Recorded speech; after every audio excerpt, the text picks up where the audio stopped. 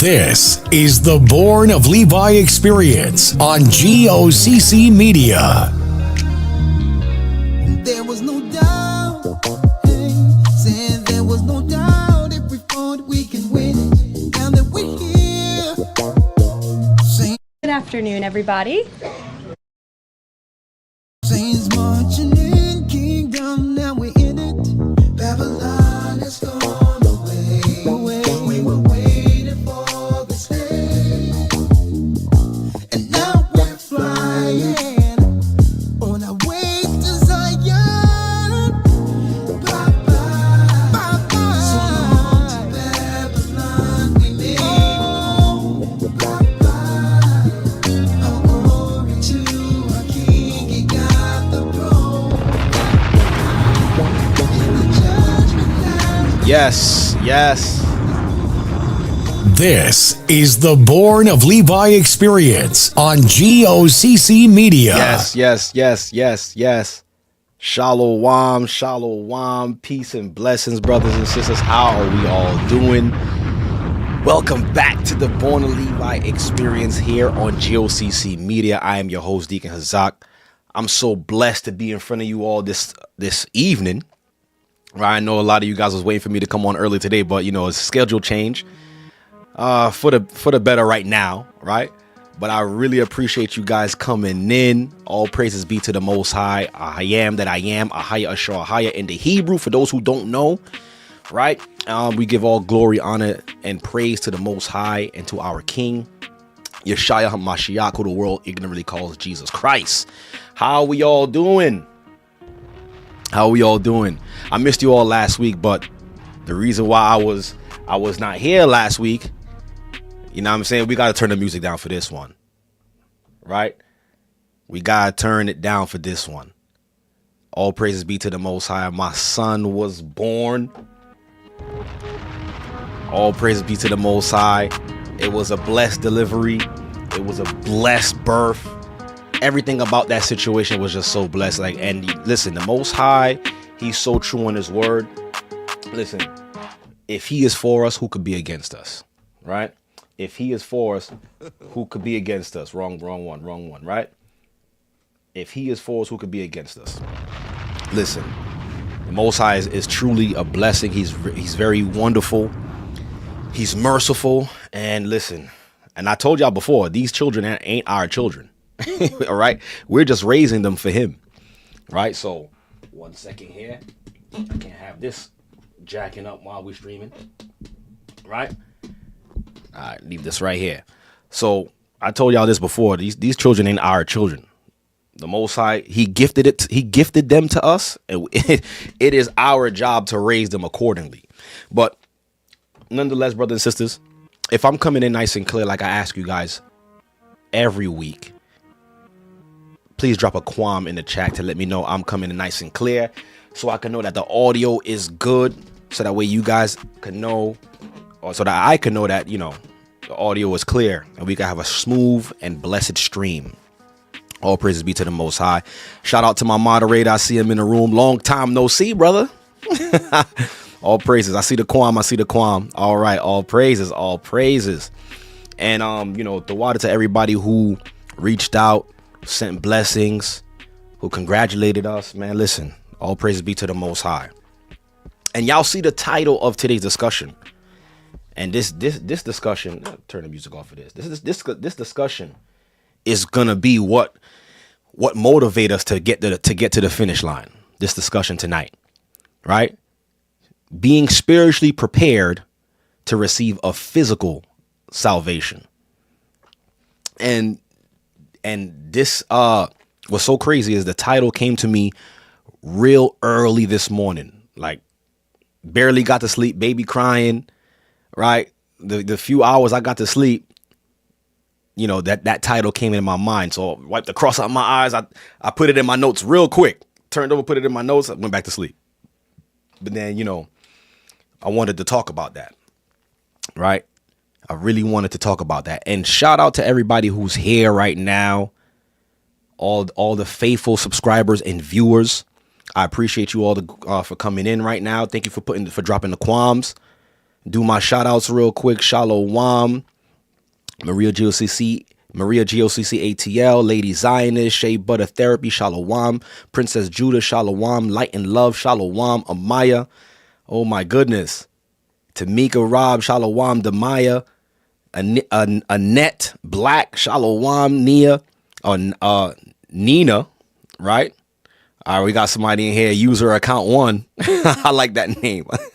User account 1, I like that one. Shalom, Princess Judah, Tina Salvatore, Shalom. Everybody is here, and continue to hit the like button and drive the traffic, brothers and sisters. So as you can see, I'm coming on right now at 8 p.m. right now. It's going to be like this for the rest of the month, most high willing. And in March, we may go back to our regular scheduled programming, right? But I want to have this conversation with you all. Staying spiritually prepared, or spiritual preparation. Because it doesn't matter if you preparing physically. If you're not preparing spiritually, you ain't going to make it to receive a physical salvation. And we're going to talk about that. I'm going to give you some examples. And there's one character in particular that I want to hone in on, because we all, like tonight, we got to try to figure out who this guy is. We got to try to figure out who this man is. I'm not going to put the cart before the horse. Right? I ain't going to spoil it yet, but we're going to get right into it. But before we get right into it, let me play a little word from our sponsor. Are you tired of reading the Bible and not really understanding what it means? Yo, you know you're reading the book upside down? I need a teacher. I got the perfect solution for you. The Hebrew and Bible Academy got you all covered. There, you'll learn the original Hebrew language with Elder Lawya, groundbreaking news from around the world with Elder Shaphat, and all new up-to-date lessons, including ancient history with Elder Rawchaa. Visit us at historytimes.org and enroll there. The Hebrew and Bible Academy. You're invited.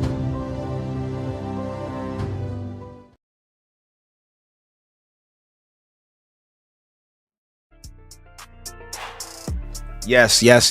As you all seen, the Hebrew and Bible Academy officially starts next week, Sunday, brothers and sisters, February 16th. And isn't it crazy?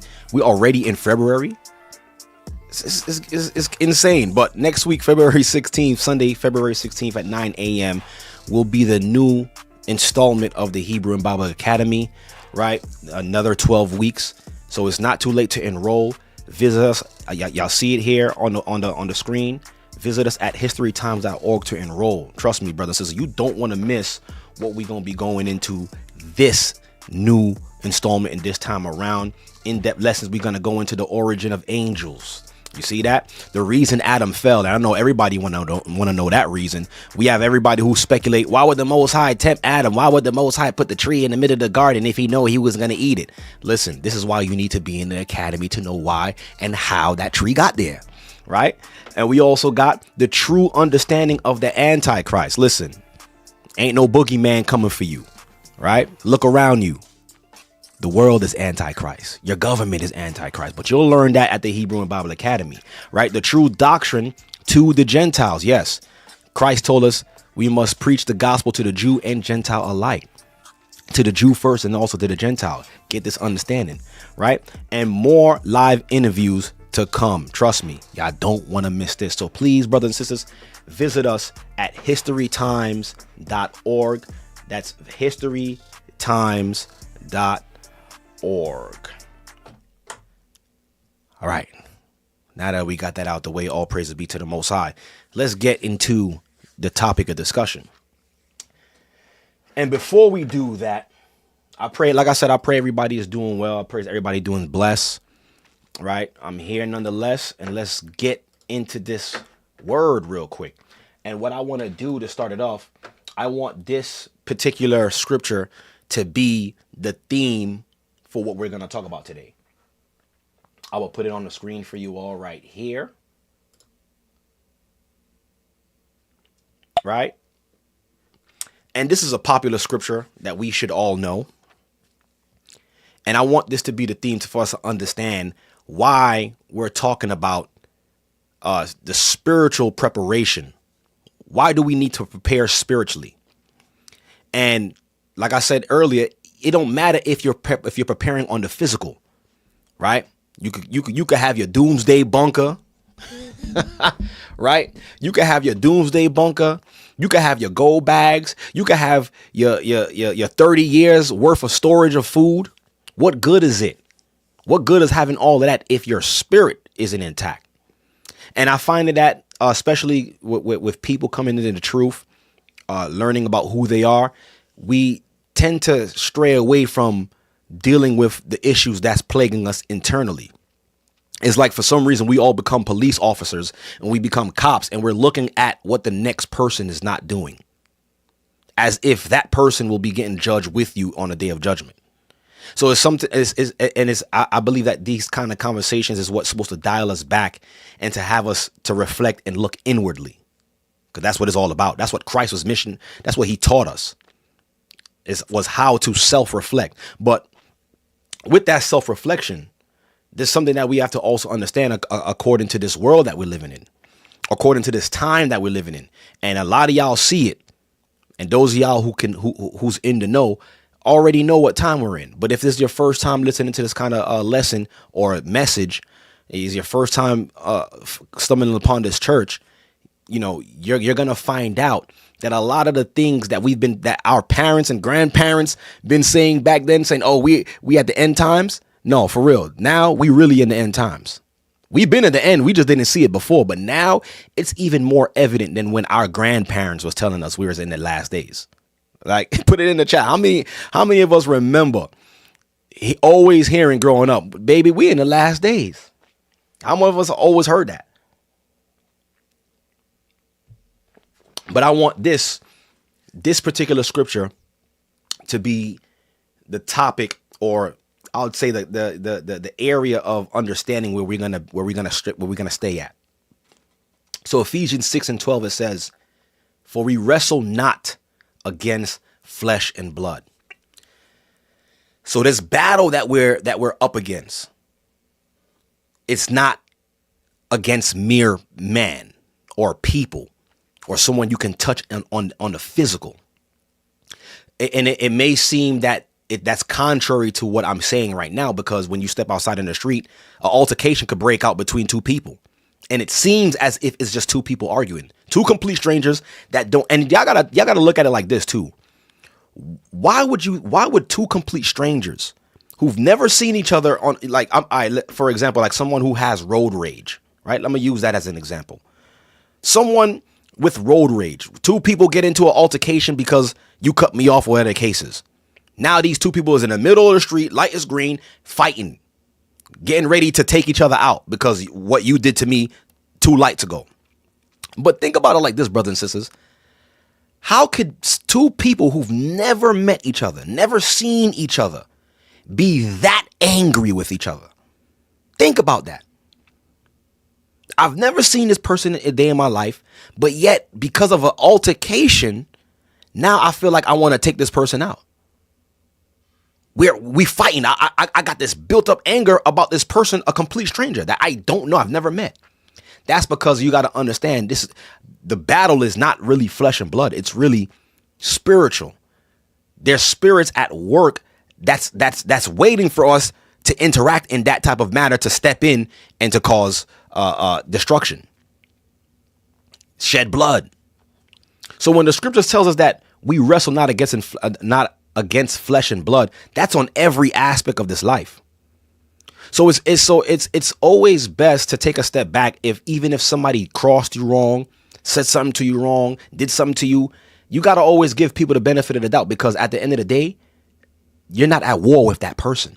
You don't know that person. Keep it in mind, I don't know you. I never seen you a day in my life. Now the question is, what's at work that's allowing me to feel this type of anger towards an individual I've never met before? Right? It's crazy. Two people who've never seen each other, just angry, want to fight and kill each other. Right? So it says, "For we wrestle not against flesh and blood, but against principalities," right? Against powers, right? Against the rulers of the darkness of this world. So this scripture right here is already telling us that the rulers of this world are in high level darkness, like a darkness that we've never seen. A scary movie can't even depict the type of darkness that we're up against. I don't care how many scary movies you watch. It will never compare to the amount of darkness that this world is being ran by. Right? It says against, listen what it says, spiritual wickedness. And you see, a lot of people don't understand that there is a spiritual side to this life. It's not just all physical. I would say the physical part of this life is probably like less than 30% of our existence. Once you start going into the scriptures and you actually understand that, the physical is really nothing. It's really nothing. How many years do you actually get in the physical? 70, 75 years, 80 if you're lucky, 90 to 100 if you're blessed, compared to eternity. So the physical is not really the bulk of our existence. It's like less than 10%, less than 20%, I should say, of our existence. The rest is eternity. So it says against spiritual wickedness in high places, not low places, meaning you're not going to be able to speak to somebody in the hood and they'll be able to break down what's going on behind closed doors in the government. Your neighborhood philosopher is not going to be able to philosophize this spiritual darkness. Only the Most High can. Right? So I want you guys to keep that scripture in mind, because we're going to actually come back to this particular chapter. And like I said earlier, so mind you, we're focusing on spiritual preparation. And we need to figure out how to spiritually prepare, because like we speak about all the time on this channel, and like we speak about all the time on these broadcasts. Right now, we're counting down to 2030. And that's been the theme that I've been harping on for the past 2 years now.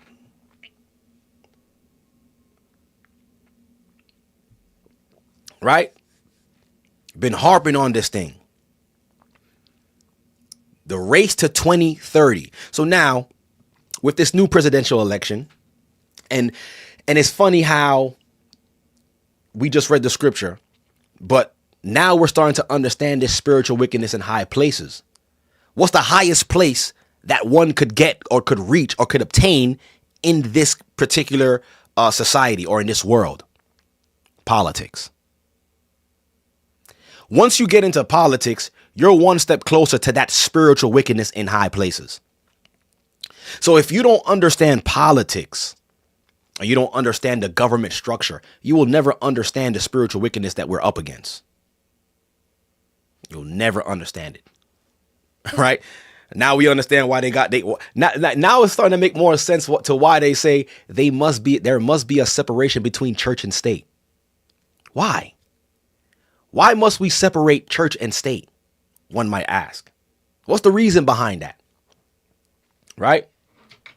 Why should we have to separate the understanding between church and state? Because the church would be the only vehicle or the only weapon to identify this spiritual wickedness in high places. And not just any church, brothers and sisters. Christ's church. Hope that makes sense to y'all. Christ's church. That's the only church that will be able to break down and to identify this spiritual wickedness. I hope y'all following me. So like I said, there's this one individual that I feel like, we got to figure out who this person is. Because he just came out of nowhere. I got to put him on the screen for y'all. I have to put him on the screen so that way you guys could understand who it is I'm talking about. Where did he go? Right? Let me put his face on the screen for y'all.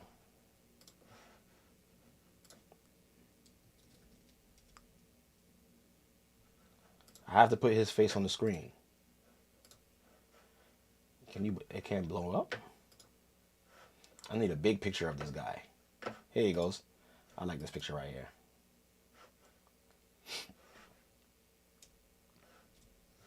Here he goes.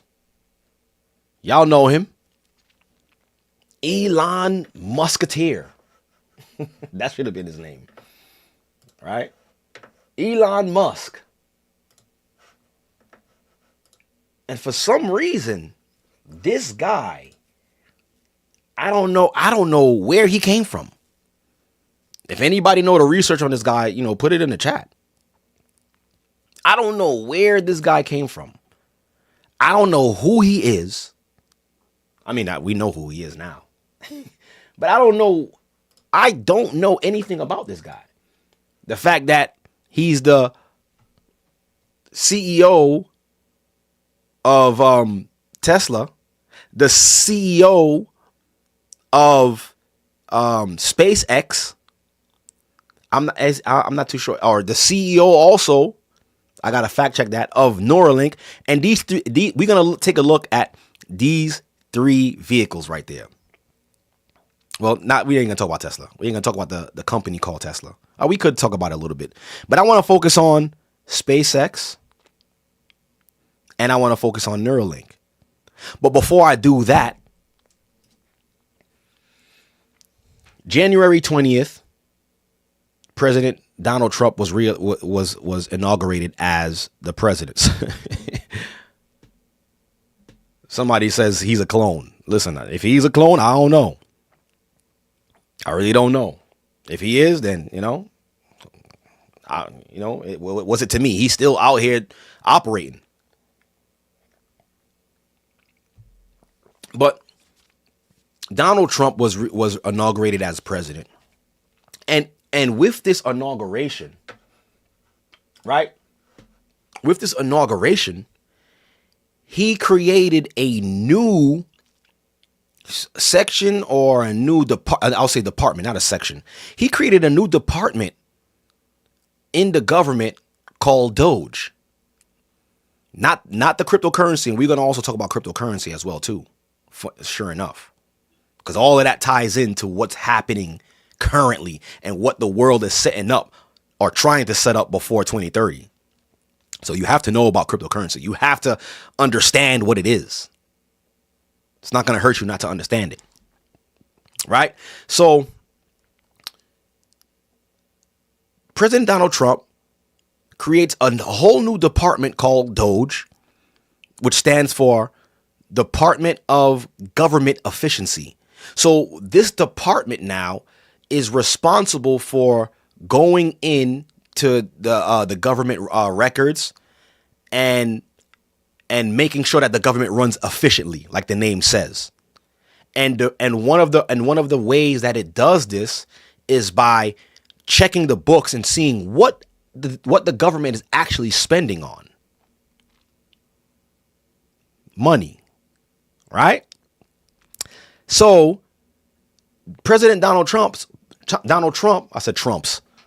President Donald Trump puts your boy Elon Musk as head of that department. And what's so crazy is he's not even an elected official. And I think this is what got a lot of these Congress people and Senate people upset, because he's not an elected official, but his title is Special Government Agent. Like what is that? That's his position, right? So, and shout out to my aunt Karim for sending me this article. So we here, and this mainstream media right here. We're looking at mainstream media.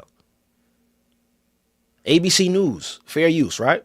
It says Treasury Department, the Treasury Department, the department that's responsible for issuing the currency of the United States. They're responsible for what is being spent, or, you know what I'm saying? Or the money itself. So it says the Treasury Department gives Elon Musk's team access to federal payment system.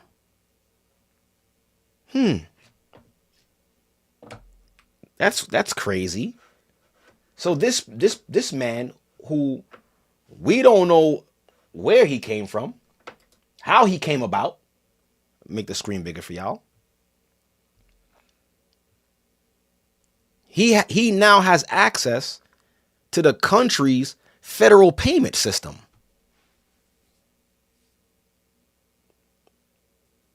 Revelations 13 a little bit, huh? So this man has access to the federal payment system. Let's look and see what's going on. It says Elon Musk team pushes for the access to government information. And mind you, like I said, he's not even a government official. He's a self-made billionaire. Matt, that's what they claim. I don't believe he's self-made. I believe he was placed there. But he's some kind of billionaire from somewhere, known as a tech guru. Now he's in politics. He's in the government, working side by side with President Donald Trump. Part of the department called DOGE. Now have access to the federal payment system. It says the Treasury Department has given Elon Musk and representatives of his Department of Government Efficiency, DOGE, access to the vast federal payment system responsible for handling trillions of dollars in government expenditures. Multiple source familiar with the matter told ABC. Right? So it's the payment system, which is essentially a checkbook for the entire federal government. It is closely held operation ran by career officials. So it was once controlled by career officials, real officials who were voted in and appointed. It says, with a limited number of people authorized to access the information given it contains sensitive information about hundreds of millions of Americans. Right? So this man has been given access to control the money or to find out or to see where the money goes. And how, and a matter of fact, I'm gonna read another article because it's going to explain why this particular part of the government was actually created. But they're fired up about this. I just want to be clear about what's going on here. Hold on, let me make the screen bigger. So she's who is she? She's on the Senate, right? She's furious that he has access to this information. So now let's listen to what she has to say.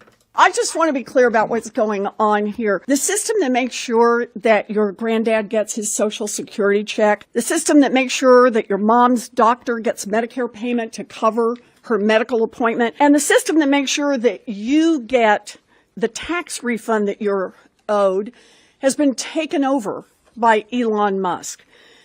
And every organization from your state government that uses federal money on that bridge project to the local Head Start that takes care of little kids while their mommies and daddies go to work is now at the mercy of Elon Musk. Elon just grabbed the controls of our whole payment system, demanding the power to turn it on for his friends or turn it off for any.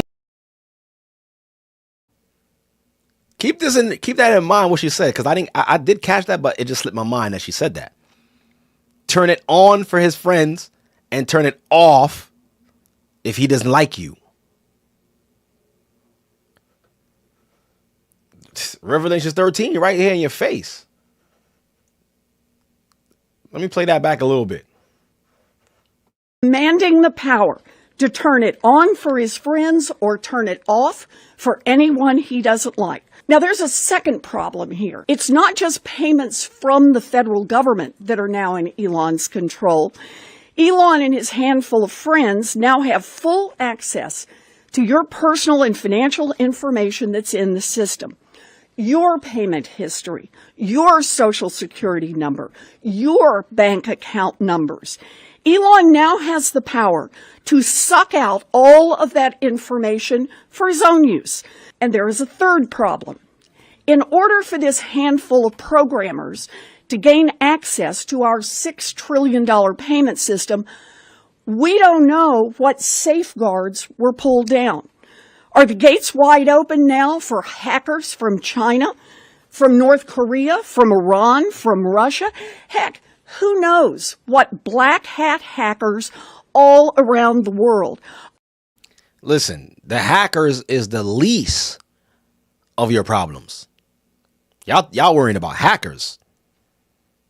What about the power to control if you could buy or sell? What about that? But brothers and sisters, all this is just prophecy. But now, as we're getting closer to the end, these things are going to start revealing themselves. Stuff that, like I said in the beginning, things that our grandparents was telling us and we thought that it was never going to happen. We seen it. We're the generation that's going to live it out. We're going to see it. So him, and I'm going to try to my best to connect the dots for a lot of us, seeing that this man has been given the control over the U.S. the money system. Are finding out about each one of us and copying that information for their own criminal uses. Donald Trump and his billionaire buddies are determined to take over this government to make it work better for themselves and worse for everyone else. And this is just the start. As we gear up for the tax fight, it will become even clearer that Trump will open the doors for his billionaires and giant corporations to find more ways to loot the government at your expense. Meanwhile, everyone else pays more for groceries, more for housing, more for prescription drugs, and more for health care. As if that's the real issue. Right? It doesn't matter who's in charge. We're still going to be paying high groceries, high taxes, barely getting by. So, like, don't give us some kind of sob story, right? It's always been like that for our people, right? Let me continue playing this. I think she says a little bit more. When unelected billionaires start ransacking our government offices, this is not business as usual. Nope. Nothing is normal. So you see, they're upset that he's an unelected official, which is true. They're not wrong about that. This man, just because he's a billionaire, he could find his way into the government. I mean, it's always been like that. You know, money talks, right? Well, let me get off this real quick. So, as you can see, this is like I don't know about y'all, and maybe I'm a little too young to remember if there was a time in history like that was like this. I mean, I'm pretty sure there probably was, where a lot of infighting within the government. If somebody can remember a time period, or I guess which administration this happened under, where there was a lot of infighting. I mean, there's always been infighting between the Democrats and the Republicans, but I feel like now, as of late, it's just been like blatant in your face, like crazy infighting. Right? It's been crazy infighting, and let me show y'all this. And what comes to mind, I want y'all to pay attention to this. So we're gonna come back to this. So he's been given control over the Treasury, and they're fighting back. And I'm going to show y'all what happens with that fighting back. But I want to pull up this scripture real quick, and I want to point something out. Give me 1 second, brothers and sisters. Let me point this out.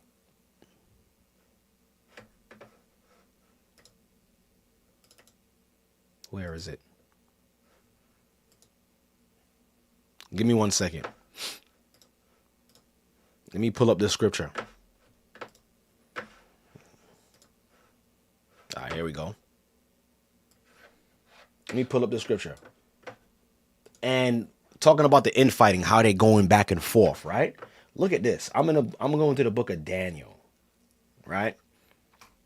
I want you guys to see this and pay attention to this. Like, you know, certain words you just got to look out for.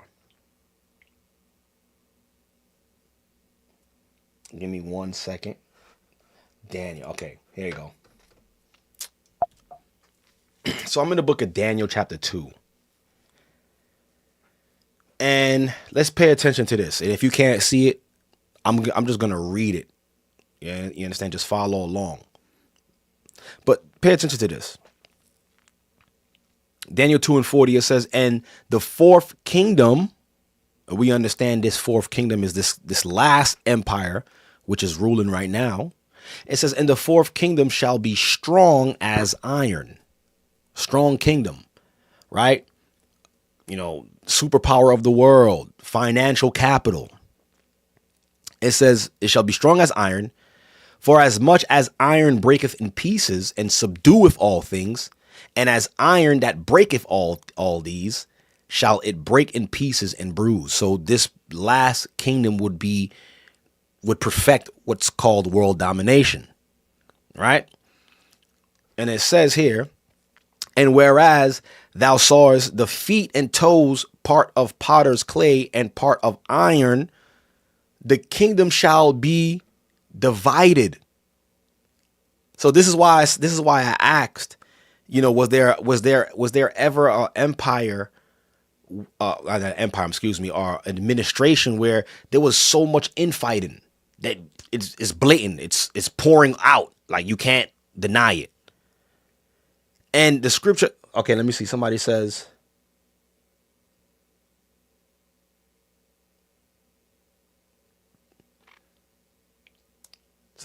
Reagan, Iran. I mean, that's two different countries. I'm talking about within America in itself. The infighting within the country. We're supposed to be a country working together. It's supposed to be a country working together, but there's so much of a divide. And the scripture just said, it says, I'm gonna read it again. Just pay attention. It says, and whereas thou sawest the feet and toes, part of potter's clay and part of iron, the kingdom shall be divided. So this last kingdom, there will be a divide within the kingdom. So now my question is, are we witnessing this divide right now? Because of this divide, it's supposed to trickle down to the other nations, where it's going to cause all of the other nations to hate this place and to do battle with it. But I don't want to go too far ahead. And it says, but there shall be in it of the strength of the iron. So even though they're divided, it's still a strong nation. The strength of the iron, for as much as they saw the iron mixed with miry clay. And when you continue reading, it kind of goes into that miry clay. So I'm going to keep reading. It says, verse 42, it says, and as the toes of the feet were part of iron and part of clay, so the kingdom shall be partly strong and partly broken. So as great as this place is, there's a flaw within this country that's causing it to be weak. And of course, all of the nations can see that. Right. And it says, and now listen to this. Now it says, and whereas thou sawest iron mixed with miry clay, they shall mingle themselves with the seed of men. Now, who's the they? But they shall not cleave one to another, even as iron is not mixed with clay. So when we go into that, we wrestle not against flesh and blood business. When we read that in Ephesians 6, could this be showing us what entities or what power structures have mixed themselves with men, and now there's a lot of infighting because they are at odds with mankind, but you've mixed your seed with mankind. Now y'all at odds. They supposed to be working for you and working with you, but now they're trying to fight back. Is that what we're witnessing? Is that what we're seeing? But I don't want to go too far ahead. But that being divided we're seeing that there's a divide between these power structures. And whereas whereas thou sawest iron mixed with miry clay, they shall mingle themselves with the seed of men, but they shall not cleave one to another, as iron is not mixed with clay. So no matter how, like, if they try to integrate themselves amongst men, you're not going to be able to be amongst men, because what you're trying to do, your whole agenda is to destroy mankind. These entities, these spirits, these beings, Nephilim seed. But are we seeing outright in front of us the divide of this once strong nation, once strong country? Food for thought, though. Food for thought. Let me do this here. Now let's go back to these articles. So now, and this article came out yesterday. Wait, no, today. Excuse me. Today is February 6th, which is crazy, right? This article came out today. Federal judge orders limited DOGE. Okay, you going crazy. I don't even know what this is. All right. And this is from Fox News. This is another source of mainstream media. So this is not something that's just being made up. So it says federal judges orders limited DOGE access to sensitive Treasury Department payment system records. Limited. So I guess now they're trying to fight back, because when I read this article, here's the actual court filings of the suit that they have against the treasurer of the United States of America. Like, basically saying you don't have the right to put this man. Look, Elon Musk, the chair of DOGE, a made up department. They just made this thing up. Has been leading an investigation into USAID's spending practices. Now we're getting somewhere. We're following the money. So now this, Elon Musk and them, or DOGE, they've been looking at and tracking the financials or the spending of the country, of the Fed. Who's the Federal Reserve? And mind you, years ago, some years back, I spoke about the Federal Reserve. For a lot of you guys who don't even know what the Federal Reserve is, the Federal Reserve is not a part of the United States of America, which is crazy. It's in America, but it's not governed by America. It's its own entity, which actually lends money to the United States of America. So if you're lending money to the United States of America, that must mean you're greater or you're more powerful than America itself, because you're funding the country, the corporation. A lot of people don't even know that. So now what this department called DOGE wants to do, it's looking into the financial records of the spending of the country. And it is going to make sense why I told you guys, you got to understand why the whole cryptocurrency thing is here now. Look, it says here, and I'm going to get to that too. It says a federal judge on Thursday temporarily blocked the Department of Government Efficiency from obtaining access to certain Treasury Department payment records. So they're trying to stop this particular department from looking into the country's spending. It says Treasury officials will not provide access to any payment record or payment system of records maintained within the Treasury Bureau of Fiscal Service. Judge Colleen, whatever her last name is, wrote in a temporary restraining order. So here's, as you can see, is the restraining order. I read it and it's self-explanatory. It says the order comes after Justice Department on Wednesday agreed in a proposed court order to limit access to sensitive records to only 2 special government employees. And guess what, brothers and sisters? Those 2 special government agents or special government employees, they work for him. So in hindsight, he still have access to it. These are his buddies. One of them, is responsible for a company called Cloud Sync or something like that. A cloud mining company or something with clouds infrastructure, a big company. And the other one used to be an employee for Mr. Musk right here. So you ain't really doing nothing, right? So, but basically in the court filings, they would only have the ability to read only, not to write, meaning they could only read the software or read the documents to see where the money is going, but they cannot write or override or issue any payment. They can't do anything. So they say, right? That's what they're showing us here. Okay. And I want you to hear, yeah, Cloud Software Group. That's the name of this guy.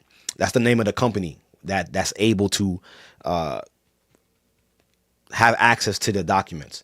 And it's funny because he's the CEO of a cloud software company. And all of this ties into Revelations 13, where it's that mark of the beast. We understand that it's going to be a piece of technology that's going to allow people to be seamlessly attached to the beast system.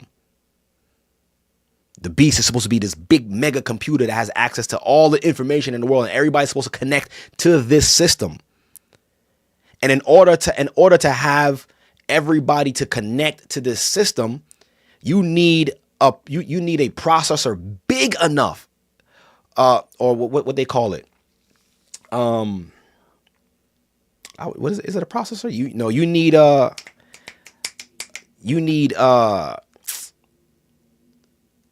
is it a domain? It's slipping my mind. But you need a processor big enough to hold all of this information, right? CPU usage. For those of you who's in tech, right? I know somebody who's in tech is going to correct me. But in order for everybody to be able to connect seamlessly to this system, this machine, everybody would need to have access to it without the system crashing. Somebody said hard drive, mainframe, motherboard. We're getting close. It's like the name slipped my mind, right? But I appreciate y'all for trying to help me out. Y'all real ones. But in order for the system won't, so it can't crash, right? What companies are doing now, they're outsourcing their storage on a cloud, so that way it could handle more. The processor the database. Somebody said database, but the processor can handle more information. So now it's funny how this guy, he's responsible for in this company to be able to look at the treasury, and his company is with cloud computing, where they create big old storage units in the cloud somewhere that's attached to a computer, so that way it don't crash, right? And I just find that funny. But we gotta remember this guy right here, because he's very important to what he's gonna do and how he's gonna be able to connect everything together, right? So I want to read a quote from Elon Musk, what he said here. He said, all right, right here. Let me move this out the way. It says, Musk, the CEO, right, of Tesla and SpaceX, claimed Thursday on X, so this is on Twitter, billions of taxpayer dollars to known fraudulent entities are still being approved by the Treasury. So with this information, he can go and see where billions of our dollars that we pay into the system, what they're using the money for, and that they're trying to block him from having access to that. But it's all going to make sense. Like, I believe like all of this is just a front story to what they're actually going to use him to do with this information, or have access to all of this money. To me, right now, this is just a front piece as to why he's going in there. Oh, yeah, we're going in there to clean up the government, we want it to be more efficient. We want to make sure the spending is right. But why are you really there? Keep that in mind, right? This is what he said. He said, this needs to stop. He added. So basically, now to understand, to bring out up to speed to what I understand when it comes to cryptocurrency. So they want the government money or the financial situation to be on a blockchain. What is a blockchain? Some of you might ask. A blockchain is basically, it's a block. It's a digital block where every transaction can be seen on this chain publicly. So if you have access to I would say to the certain coin address or crypto address of that particular currency, you can go on the blockchain and see, oh, this how much money this person sent this person this much money. But it don't say the person's name, but it just says the wallet address. It will show the wallet address. So now if the US is on the blockchain and the money is being tracked through cryptocurrency, regular people like me and you can go on the blockchain and see, yo, the US just transferred $6 billion to this wallet address. And that's the transparency that they so-called claim they want for the government. But guess what? Whatever they want for the government is also going to be what they want for the people. And that's how they're going to be able to track your spending. You will have if this goes the way it's supposed to go, you will have a unique wallet address to where all your money or your crypto would be in that one address. And they can go with your, because they're going to provide you with that web address or that wallet address. They could just go to your wallet address and see what you're spending. That's the blockchain. And they're trying to get the whole world under this type of system. Right now, they're trying to see, but the way they're masking it like, yo, see, the government not trying to be held responsible. They don't want us to see what they're spending their money. Why is the U.S. sending Israel $6 billion? We got it right here on the blockchain. Matter of fact, look at all of these taxpayers' dollars.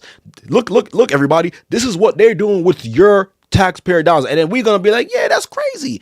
Look what they're doing with our money. We didn't ask for this. We didn't okay this. And that's how they're going to get you on board with the system. Right? It's a bait and switch type of thing. I'm telling you right now. I could already see how it's playing out. But basically, he has now Elon Musk and his friends has the power and the capability to look at the government spending. And he tweeted that billions of our dollars are being sent. What did he say? He said, read it again. He said billions of taxpayers' dollars to known fraudulent entities. Fraudulent. Not even real. Probably made up companies, like how his department is made up, is getting funded by our money. And that was the reason why they came out, they shut down the DEI, which that they was, just using our taxpayer money to fund a prison inmate who wanted to get a sex change, using our tax dollars through that department. Right? So now let's get to the meat of this now. Let's get to the juicy part of this. So now we see the infighting. We see how this man who came out of nowhere has control now over the money. He could look and see how he could look and see what the government is spending. He don't even have to just, he don't have only have access to what the government is spending. He can see what we're spending as well too. How much we're getting sent, how much our tax returns is. He have that access to look at that. Now, what he's going to push is that, there got to be more transparency between the government and the people. You know what? We got to push for a centralized, not a decentralized, but a centralized form of payment system. That's where cryptocurrency comes in. Now we can track the government spending. But guess what? It's not going to just be the government tracking what the government is spending. they'll be able to track what you're spending. Now, and remember what that lady said in the beginning. He will have the power to what? If he doesn't like you, turn off your money and turn it on for his friends. Right? So, and now it's making more sense to why they actually added him to this particular government, or created this government entity for him. Why? Because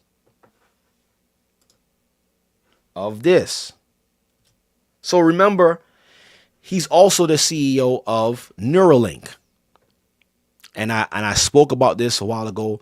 I believe Elder Rawchaa, he probably spoke about this as well too. But Neuralink, what is the purpose of Neuralink? Neuralink is some type of device or some type of chip in your brain that will help you with everyday functions.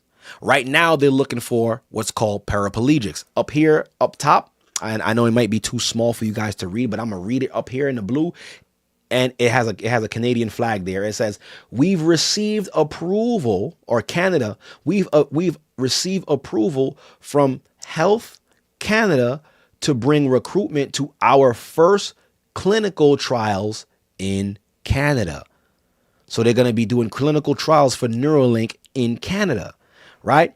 Redefining the boundaries of human capabilities requires pioneers. So they want everybody to feel involved. Like, yeah, I was one of the first to receive this chip in my brain. It says here, make it bigger. It says Neuralink, which he's the CEO of this company, or he's funding it, right? It says Neuralink is currently seeking people with quadriplegia, meaning people who are paralyzed, quadriplegics, to participate in a groundbreaking investigational medical device clinical trial for our brain computer interface, connecting your brain to a computer, connecting your brain to the beast. Y'all don't see how that all ties in, how this all makes sense. Now it makes sense, like why he's a part of this department of the government that's controlling money, because they're already testing out the technology that will be able to be used for one to be able to buy or sell. Why not put him in charge of this particular department in the government to test out if we can send transactions through your brain? Right? If you have, so now they're actually recruiting, right?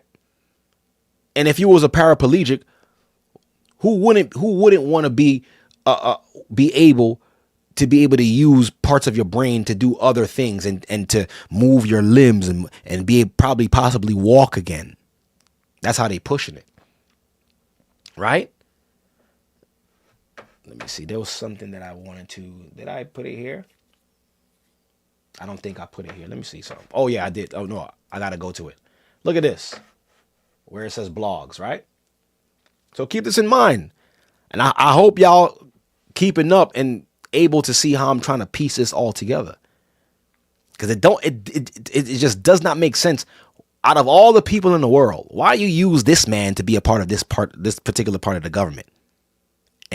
But when you connect the dots, it makes a lot of sense. And when you use the Bible, it makes a lot more sense. Let's go here. Come on. Look at this. A year of telepathy. Y'all know what telepathy is, brothers and sisters? Y'all know what a telepathic person is? We used to think that telepathy didn't exist, or it was just fantasy, or something that you will see in Marvel comics. Look, let me go here real quick.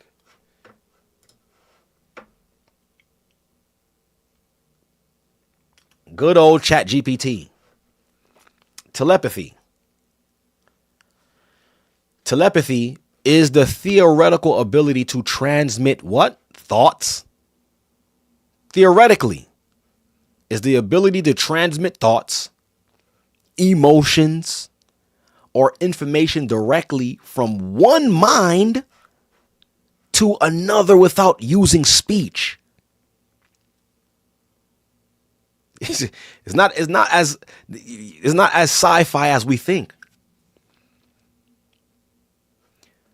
Let me read that again. Telepathy is the theoretical ability to transmit thoughts, emotions, or information directly from one mind to another without using speech, writing, or any known sensory or physical means. It is often considered a what? Paranormal phenomenon. Anything dealing with the paranormal, we understand to be on the spiritual side, in the spiritual realm. And if you're dealing in the spiritual realm, you're either dealing with demons or an evil spirit, a wicked spirit.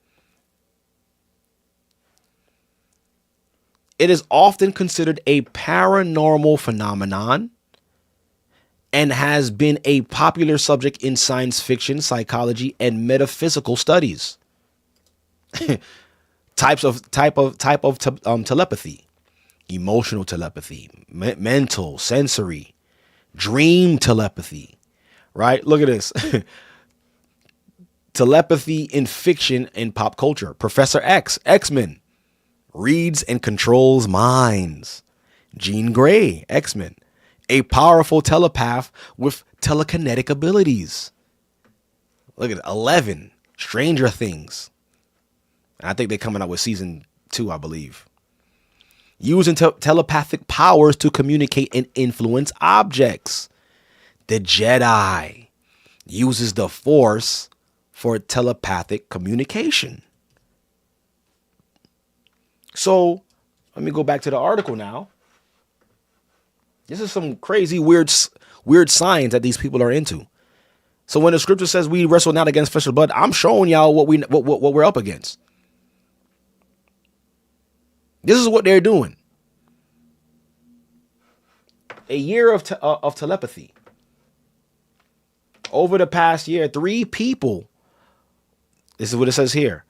I'm reading from here. It says over the past year, 3 people with a paralysis have received Neuralink implants.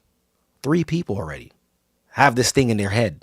It says this blog post explores the different and exciting ways each person is using telepathy in their daily lives.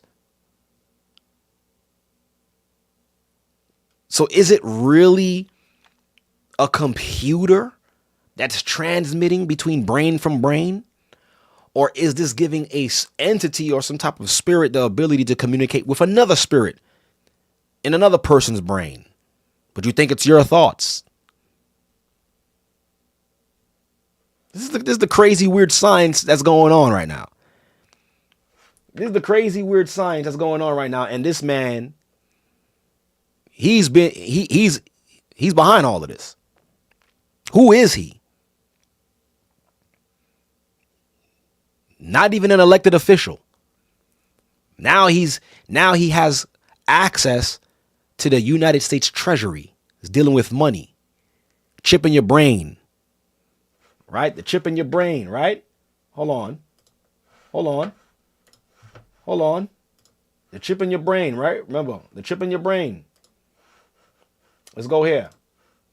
The chip in your brain. Revelations 13:16. And he causes all, both small and great, rich and poor, free and bond, to receive what? A mark in their right hand or in their brain, forehead. Neuralink chip. Now I have access to the money. Now I can see if the software works that connects the Neuralink to money. Cryptocurrency. Everything is on a blockchain. I can turn off your wallet if I want to. You know, y'all don't see the setup. Y'all don't see what's happening here. Y'all don't see it. Because I can clearly see it. I can see that thing. Hit that like button on your way in, brothers and sisters. Hit that like button. Now, so we're following and we're trying to see where we're figuring out these rulers in high dark places. The book of Daniel said that, yo, they tried to cleave with the seed of man, but they can't really fit in. They're fighting. There's a lot of division. All right, we got to wrap this thing up, man. Put Elon Musk in there. Surely he's going to do our bidding. He's going to set this thing up how we want it. Matter of fact, he's going to get me to where I need to go. He's going to get me back into the stratosphere with SpaceX. Y'all see that on your screen? He's the CEO of SpaceX, brothers and sisters. This guy, I don't know who he is. He got Neuralink. He got the technology to put a chip in your brain. He has the technology to get into space. Now he has access to the money. Yo, who is this guy? Who is he? SpaceX. This is interesting, man. This is yo. Look at this. I feel like a kid in a candy store showing y'all this information.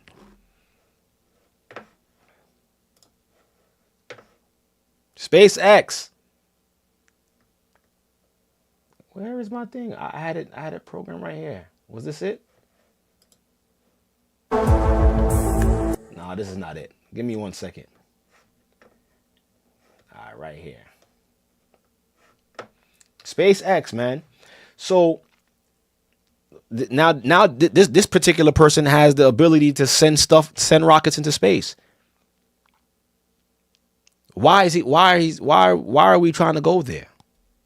Not we, but why are you going up there? Who told you to go up there?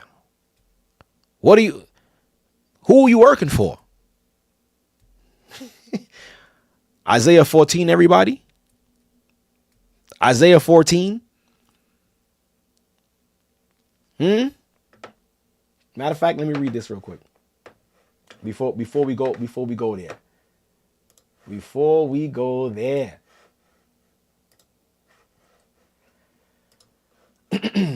Isaiah 14. Look at this. How art thou fallen from heaven, O Lucifer, son of the morning? How did you fall, Lucifer?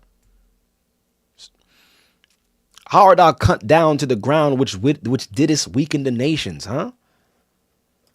For you had said in your heart, I will ascend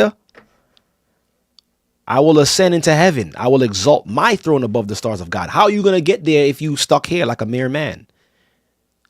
He's using your boy Elon to do that. I will sit also upon the mount of the congregation in the side of the north. I will ascend. Not I might. Not I'm trying. It said I will ascend above the heights of the clouds. I will be like the Most High. But yet thou shalt be brought down to hell, to the sides of the pit. So the scripture tells us that this is his initiative. This is his agenda. He wants to be there. Right? He wants to be up there. But he's using men to get there. And I believe without any shadow of a doubt, he's using Elon to get there. Look at this. So when we read in the book of Obadiah, right?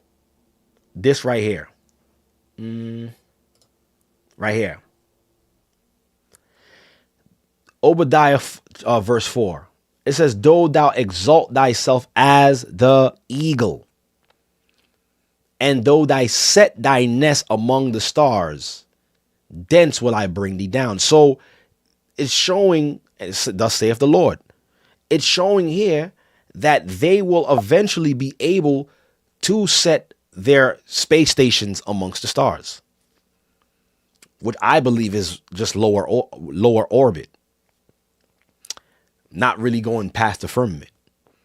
But is this saying to us that they will have the capability to break past the firmament And once they're able to do that, that's when the Most High will bring them down. Because they going up there. And this is the reason why the Most High divided the nations and divided and split the tongues during the Tower of Babel. The Most High looked down and was like, yo, if we don't stop this, there's nothing that they're not going to be able to accomplish. What we're witnessing right now, brothers, is the Tower of Babel on steroids. Okay? It's the Tower of Babel on steroids. Now let's go back here. Let me see if I can find a video that I was watching earlier on this. Give me 1 second. I gotta find it because your boy was talking on this and I want you guys to hear what he was saying. Okay? And I had it set up, had it programmed, but it's gone, right? Let me do it like this. Learn more. Maybe this will bring it. So look at these space suits that they got. Don't this joint look like some joint out of the movie Alien? Look at this suit. Right? Oh, here it goes right here. Look at this. Here's the video. Gateway to Mars. And like I said, I'm trying to bring this whole thing full circle, so for us to understand what time we're in. For us to understand, we gotta get our spiritual lives in order. We have to spiritually prepare because we don't have the finances to fight against these people. We don't got the ingenuity to do what they doing. We don't got that. But what do we have? We got the Most High, who they fear to reverence, who they fail to acknowledge, like he's not going to help his people like he did in times past. The gateway to Mars. So here he is talking to investors. And like I said, well, I didn't say this yet, but I want you guys to listen to what he's saying to the people while he's talking to them, because this is the narrative that they're giving the people, that we're trying to get to Mars, but that's not what really is. That's not what's really going on, because we already, according to the scriptures, we already know for a fact whose agenda it was to get back into the sides of the north. Satan. You think he's not trying to go to no dang different planets? Those things that don't exist. They want people to think and believe, yeah, we space traveling. We trying to find other life out there. We trying to find different planets. That's a lie. That's the lie that they're giving the people, so that way they could keep funding these people. These people could keep funding them, giving them your money to build rockets so Satan could get back into the heavens. Not you. You ain't going to Mars. You staying right here. You stuck here with us. We all here. So you're not going nowhere. You're trying to get Satan out there. But he gotta make you believe, like that's his name. He's a deceiver. He's a liar from the beginning. Yeah, I'm telling y'all, man, once we get up there, there's different planets. Look, we could repopulate these planets. We could do it big. Yeah, all right. He trying to go up there with the Most High. Isaiah told us. So I don't need no explanation from these people. That's why they don't want us reading the Bible, because it's cut and dry. You could say what you want to say, but I'm going to go with what the Most High said. Most High said Satan is trying to get back to the sides of the north. He didn't say anything about him trying to get to Mars. So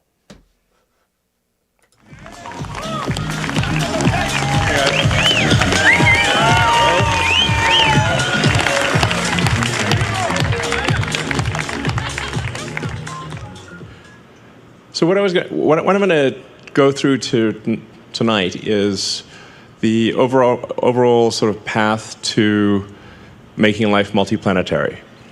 So making life multiplanetary. You see what he said there?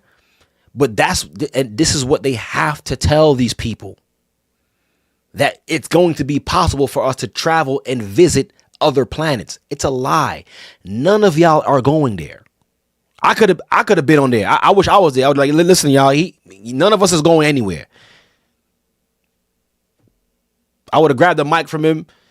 Like, listen, none of us is going nowhere. We're not multi-planetarian beings. We here on Earth. He's lying to you. Everybody turn your books to Isaiah chapter 14. I'm going to show you exactly who's going up there. Case closed. Dismantle the whole project. We're doing a lot of good things at SpaceX. I mean, Starlink is incredible, providing connectivity throughout the world, and also, paying for a lot of what we're doing here. And Falcon 9 is the primary launch vehicle for Earth, just doing more non-SpaceX launches than anything else. And you see what he said? It's doing more non-space launches than anything else, because you can't. All right. So basically, he just told them, we can't get out into space, what they know as space. They can only go to what's called a lower orbit of the Earth. So it's a plateau before they reach the firmament. So they can't get past that firmament. So this is why he just said, we're doing SpaceX is responsible for the most non-space travel. What you said? I don't even know the word anymore, but they're not going out there. They're not in space. But okay. Starship is Starship is the first design of a rocket that is actually capable of making life multiplanetary, where success is one of the possible outcomes. No rocket before this has had the potential to extend life to another planet. So could this mean that they're getting closer to Obadiah, verse 4? Are they closer? I believe they're closer than they were years ago. I believe that for a fact. And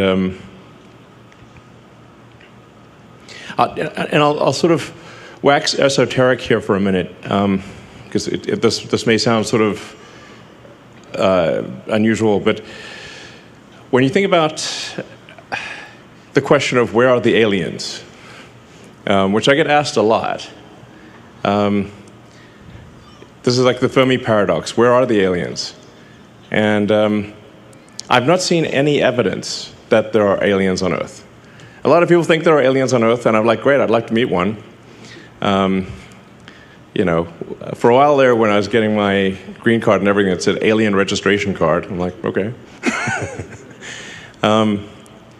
But this question of where are the aliens is, I think, a very profound one, because I'm aware of no evidence of aliens whatsoever, which means that I think we're probably alone. And if you look at the history of Earth, like how long has Earth been around? Assuming that physics is correct, the universe is about 13.8 billion years old. Earth is about 4.5 billion years old. When you think about how old is civilization, I think the right measuring point for civilization, in my view, or a good measuring point, would be the advent of writing. So the first writing is generally considered to be the ancient Sumerians. Where are they now? They died out, but about 5,500 years ago. You see that? First, he got to give you the lie and saying the first evidence of anything was Earth is 14 billion years. Horseradish. All of that is a lie. This planet has not been here 14 billion years, because if it was, who was there 14 billion years ago to tell us that we was here 14 billion years long? But he said the first known understanding or evidence of writing, it was 5,500 years ago, which is 5,500 with the Sumerians, the Sumerians. And brothers and sisters, that's accurate, because these are the people who were what we understand to be before the flood, the sons and daughters of Cain, who scholars, these scholars, they claim them to be the Sumerians. But these are people who was pre-flood, during the times of Jared and Enoch and then Noah, pre-flood people. So and it's funny how they have the years down pack as far as 5,500 years. It was archaic right? Which is 5,500 years. This whole thing is less than 6,000. This whole planet and existence of life is not even 6,000 years yet. We're like close to 6,000 years. But they have the understanding. It's funny that he has the understanding that civilization is only recorded from 5,000 years. And he knows that. But he threw out the lie first to throw you off, then give you the truth. Pre-cuneiform. In fact, I suggest it's like an interesting rabbit hole to read about the history of writing. So if you consider, say, like, okay, civilization, I think if you don't have writing, you kind of need writing for civilization. So it's only been around for like a little over 5,000 years out of 4.5 billion years that Earth has been around and the 13.8 billion years of the universe. So all of human civilization is basically the blink of an eye. It's like just a fraction. It's nothing. And I think that probably means that consciousness is incredibly rare, and perhaps fleeting. It may not last for very long. That consciousness is rare and it's fleeting, meaning it's not going to last too long. Meaning the human consciousness, because these people, they don't believe that we have a soul or there's a spirit in us. And when we die off, and that consciousness dies off with us. But with their whole AI thing, they're trying to upload our consciousness to a computer. It's crazy what these people are into, what they think they could do. But because otherwise I think we would have seen aliens, some kind of sign of aliens. I think the most likely explanation is that consciousness is so rare that and does that consciousness actually extend to another planet? Does that consciousness extend to another star system? And you see, but this is what he's telling these people in the crowd. Does our consciousness extend to other planets? Listen, there ain't no planets, man. Y'all ain't going nowhere. When you die, you going to where you're supposed to go. That's your consciousness, your spirit. It will go to where it's gonna be judged. Like, so you can't die here, and because you think you died here, you know what? Let me upload my consciousness from Earth to Mars, and I could exist in Mars. Like, and it's crazy. Like, look at these people. They really believe that. Like, look at them. And they think we crazy because we believe in the Bible.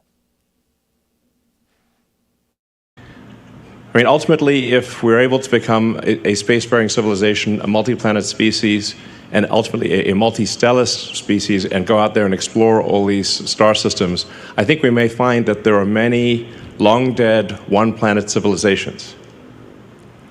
And as you've heard me say before, we don't want to be one of those lame one-planet civilizations. I mean, we want to be a multi-planet civilization. Like, what is that? What does any of that even mean? There's no such, like, how can we be multi-planetarian beings? We're here on Earth. So they're like, Satan has convinced these people that we could space travel to different places and different planets. Like, this is Star Wars or something. Like, this is Star Trek. There's nothing else out there. But this is the lie that they have to give these people, because these are investors. All these people that you see here, they have invested into this SpaceX. They are funding this project. Them along with other government entities funneling money into this project. Because how do you have all this money to create all this and to build all this? Where are you getting the funding from? Got to be from the God of this world. Because the God of this world, he said he's trying to get back up there. So, of course, he's going to fund him. Ultimately be a multi-stellar civilization, be out there among the stars. Like, make science fiction not fiction forever. Kind of make Star Trek real.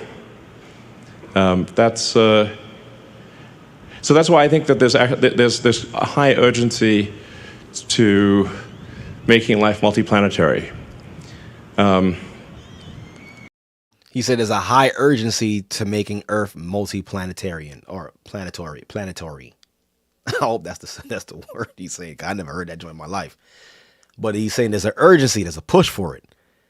Why are we pushing for this? Why are we pushing to be multiplanetarians or multiplanetorial?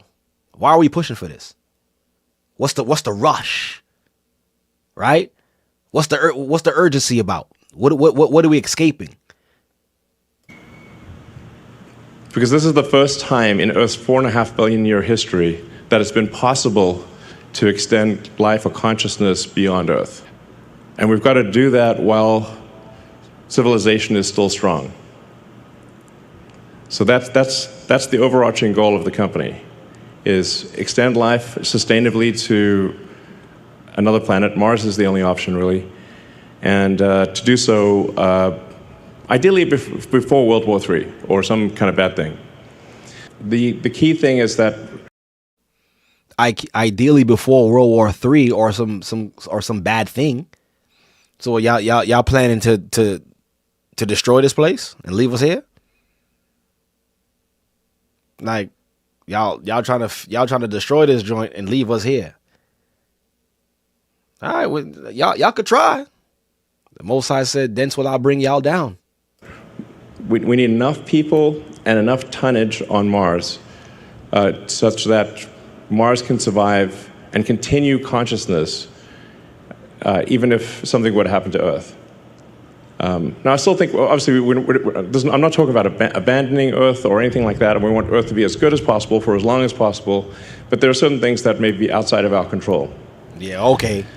So we want to just get Mars to be a self-sustaining civilization as quickly as possible. Why? My thing is, what's wrong with Earth? Like, did anybody ask that question? I'm trying. No one there asked that question and said, "Yo, excuse me, Mr. Musk, what's wrong with planet Earth?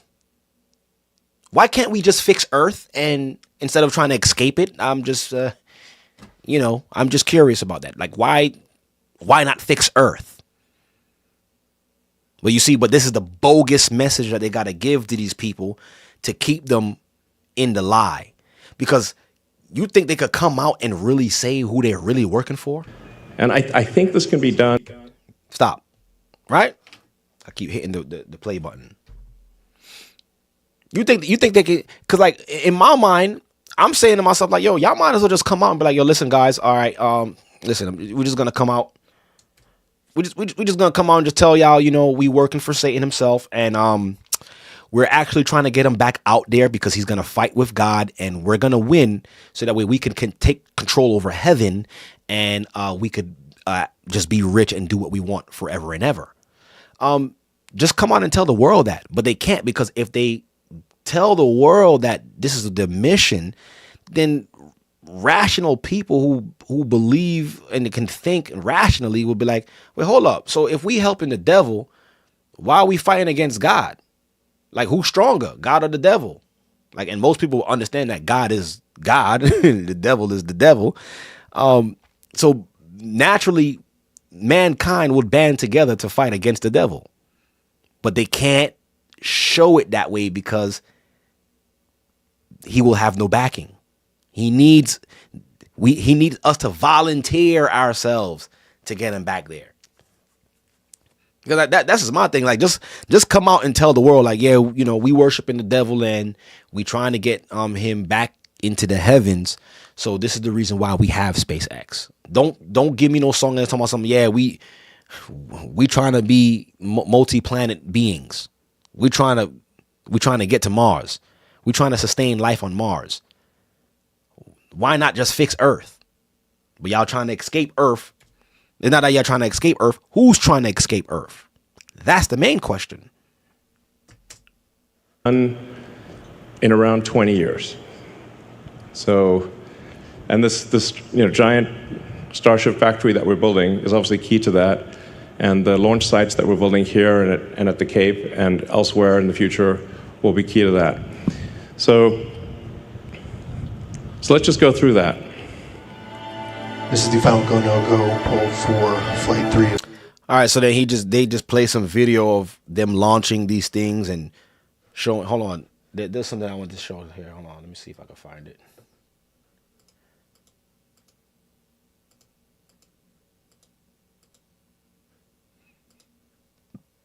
Let me see. So this is basically where this is actual video of what they're able to do. So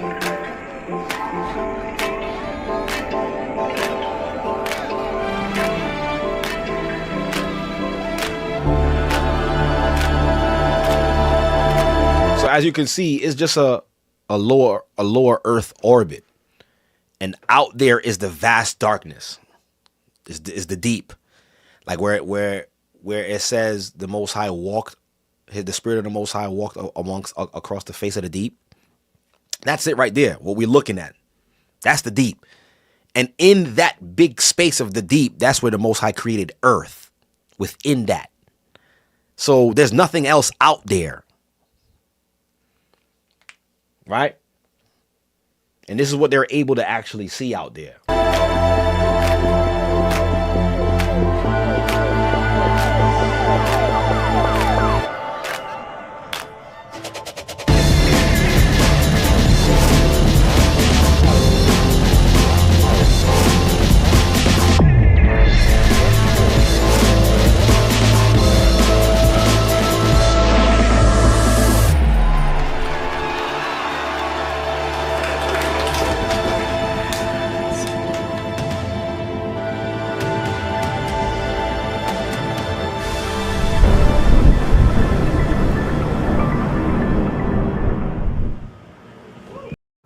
All right, that's enough of that. Wait, he said something. Hold on, let me look at it.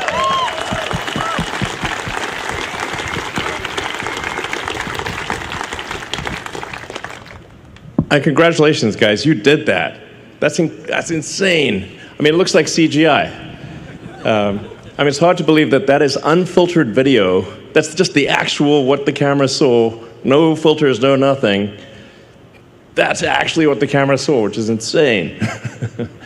So yeah, so basically he's saying that's exactly what the camera saw when they went up there.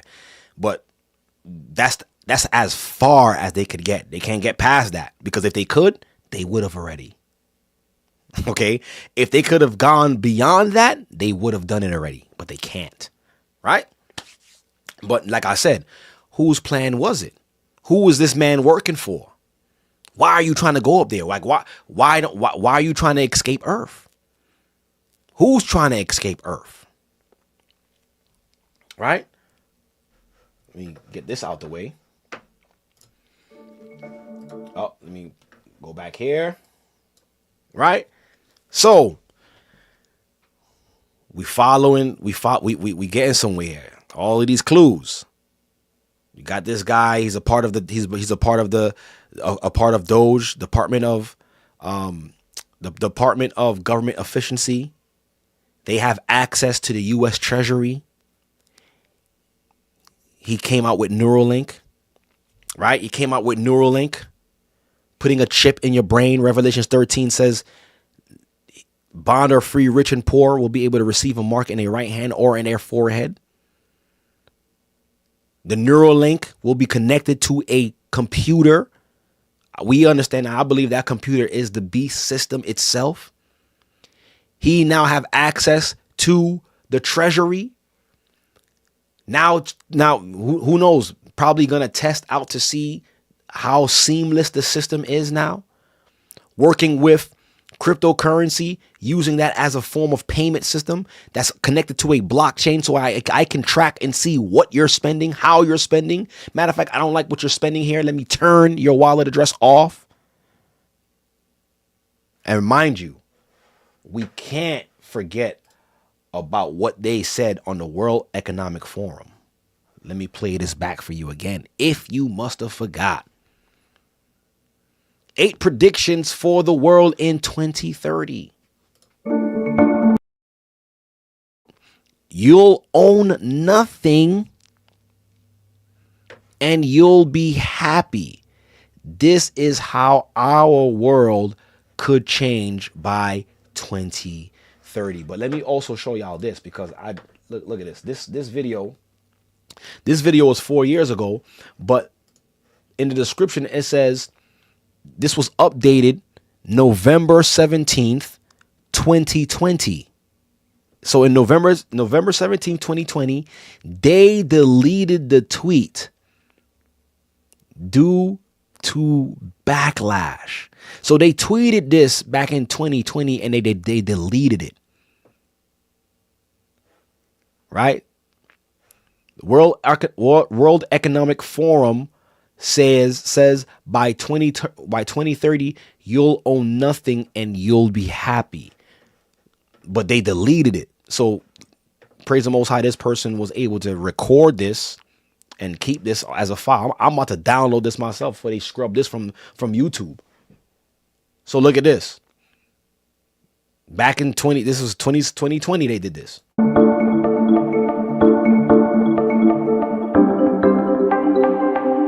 You'll own nothing and you'll be happy. Whatever you want, you'll rent, and it will be delivered by a drone.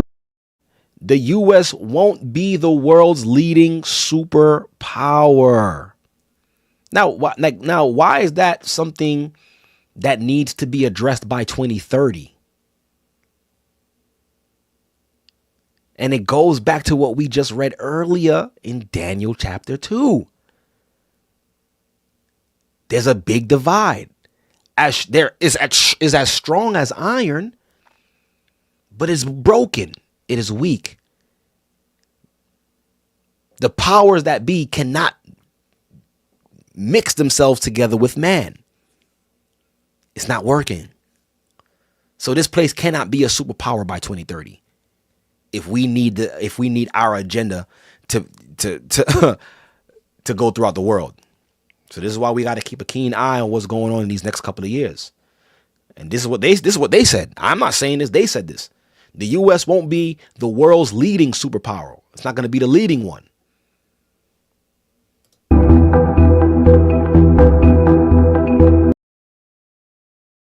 A handful of countries will dominate. You won't die waiting for an organ donor.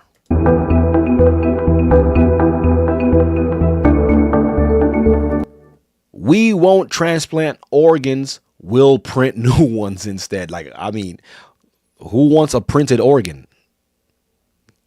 I mean, you wouldn't need a printed organ or anybody's organ for that matter if you would just keep your temple right, eat right, exercise, be healthy, follow the dietary laws that's written in the Bible. You won't need to print another organ. And what's crazy is, matter of fact, I gotta pull that up. Matter of fact, I'm gonna be looking for that joint. I gotta show y'all that people are receiving pig organs. Like I was listening to the radio and somebody got a pig heart. Talk about your heart is unclean. Somebody got a pig's heart the other day. And they're watching to see how long he lives because the last 2 people who got pig organs died within like a couple of days. So, you know.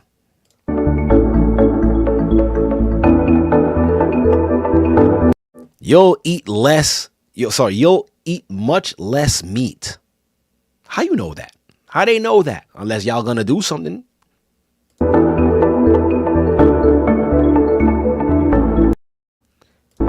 An occasional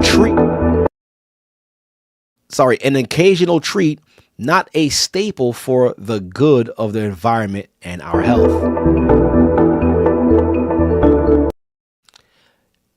Look, how do they know this? 1 billion people will be displaced by climate change. How do you know that? I'm just, why they can't just let the earth, man? The earth, she's earthing, she's doing what she's supposed to be doing. She's doing what the Most High created her to do.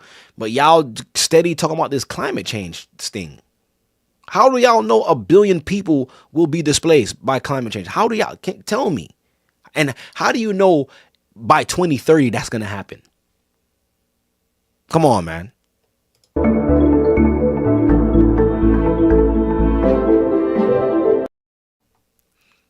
We'll have to do a better job at welcoming and integrating, integrating, right? Refugees. Who y'all trying to replace? Why? I mean, we never had a problem with refugees before, but like now they're bringing them more. They're bringing them in more than ever. Who y'all trying to replace? And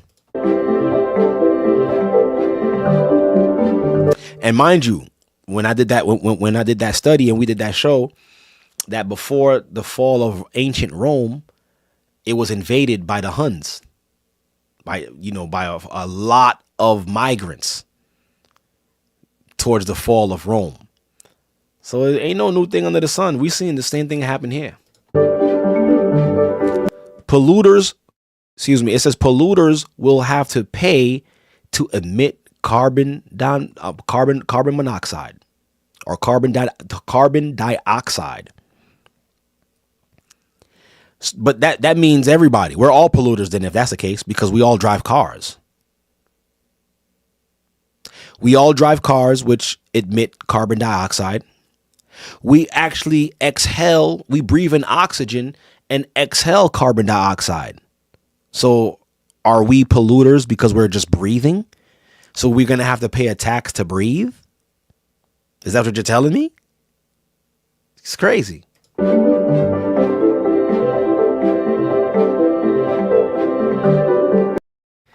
There will be a global price on carbon.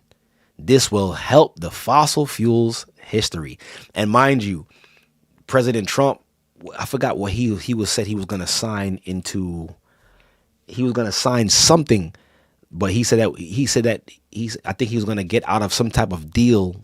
I forgot which country, because he was saying that the U.S. we will supply our own oil, our own gas, because we're sitting on the U.S. reserve on oil. How much we have in oil is ridiculous. But yet we keep buying it from other countries, and we have a reserve. And it was said that the reserve could last a country generations. The country could be ran on the reserve alone for centuries. It's crazy.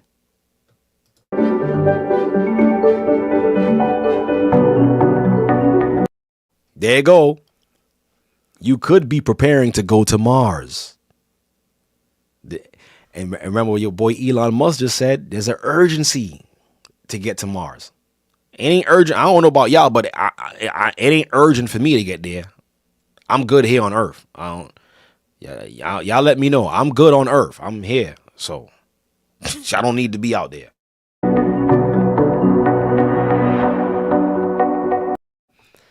Scientists will have worked out how to keep you healthy in space. How about trying to keep people healthy on Earth? Huh? What? The Center of Disease Control has been, or what's that institution? What was that institution that was for cancer research. Been around for over 80 years. And there's still no cure for it. So where did all that money? Listen, let me not even talk so much about that. You know what I mean? I ain't even supposed to know that information, right?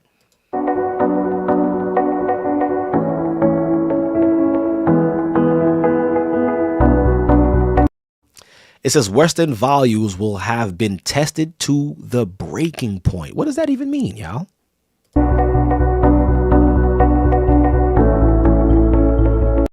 Checks and balances that underpin our democracies must not be forgotten.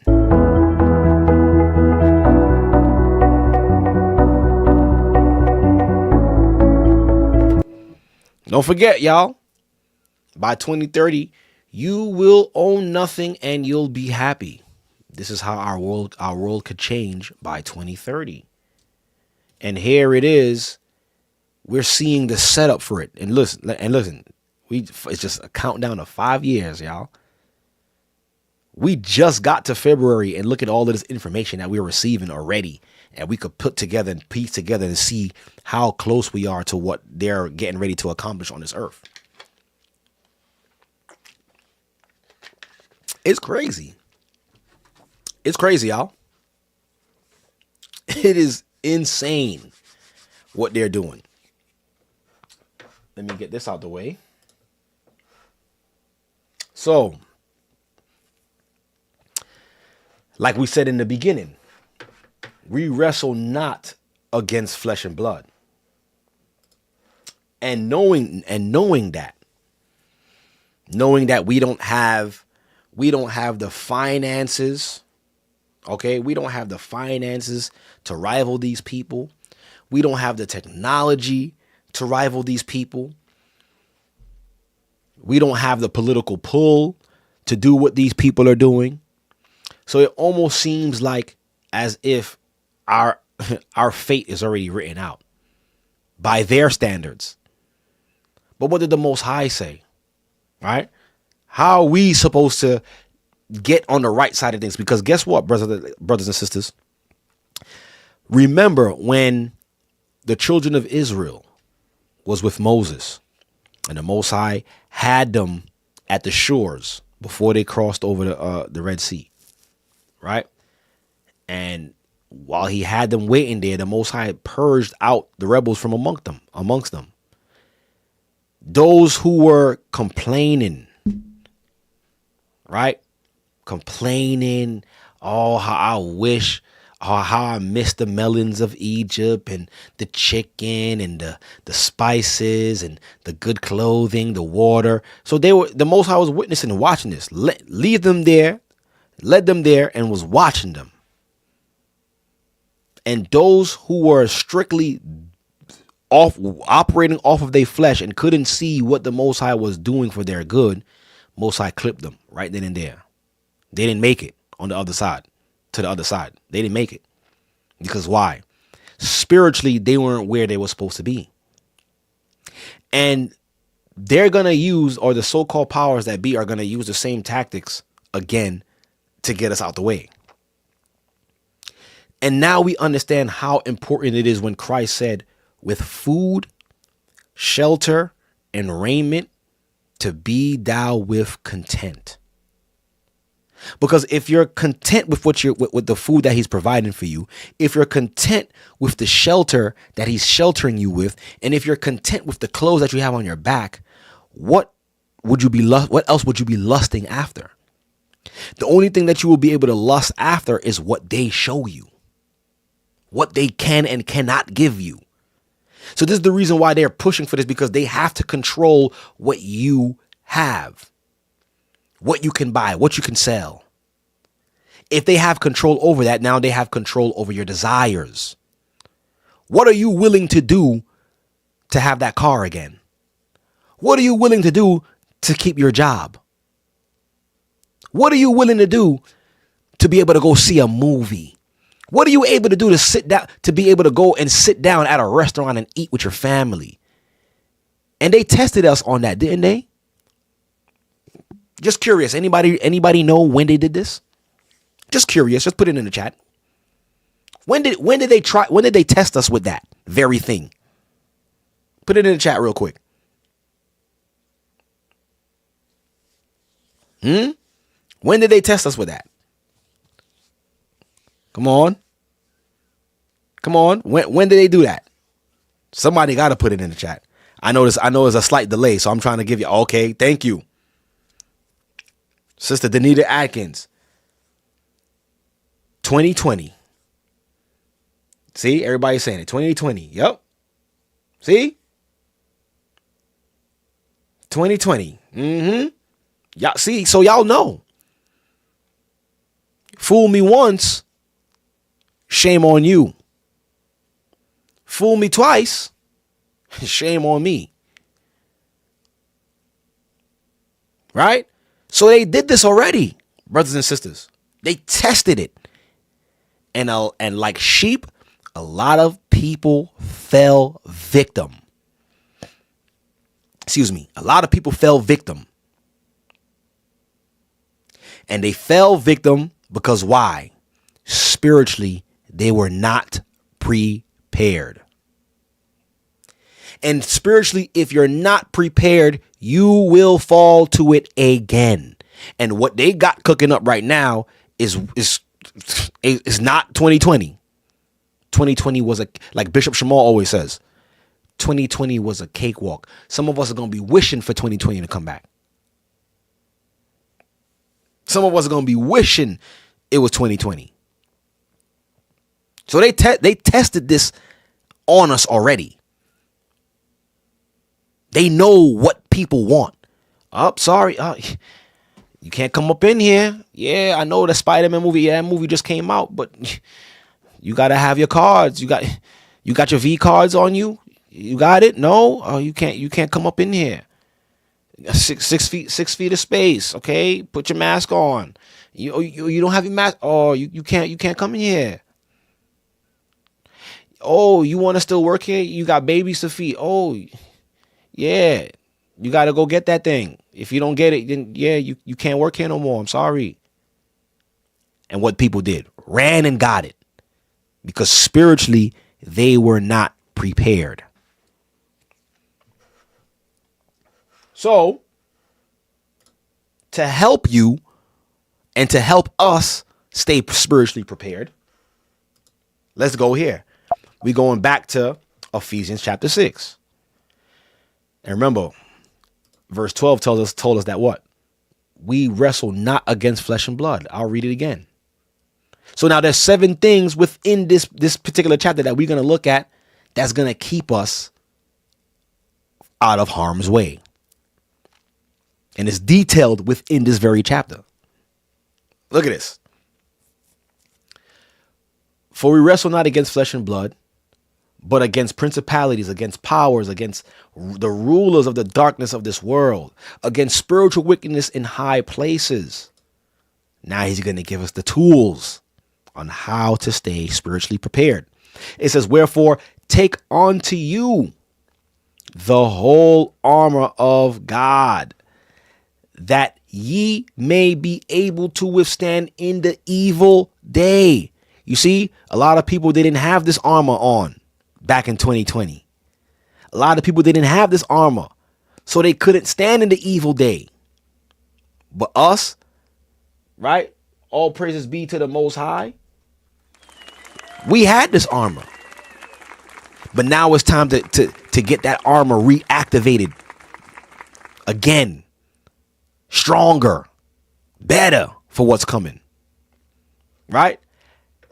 That you may be able to withstand in the evil day, and having done all to stand.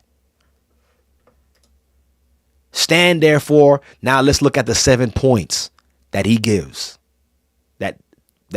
That Paul gave to the church to the church at Ephesus. He said, stand therefore, having your loins girded with what? Truth. Always understand the truth of the matter to be able to withstand the wiles of the devil.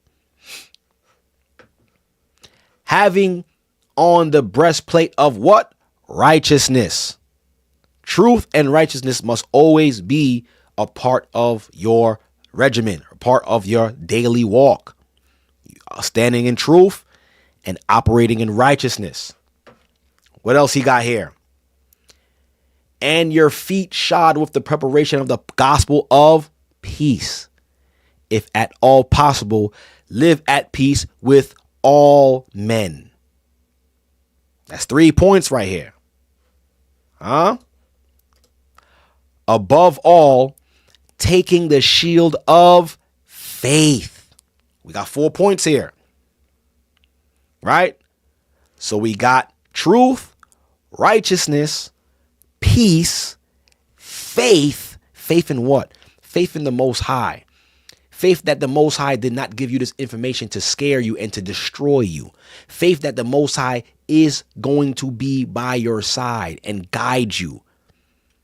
But you gotta have truth, you gotta have righteousness, you gotta have peace, and you gotta believe. You gotta have faith.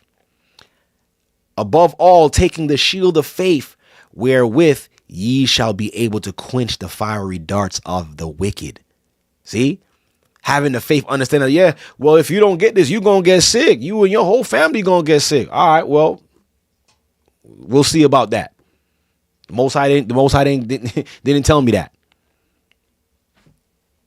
Right? Verse 17.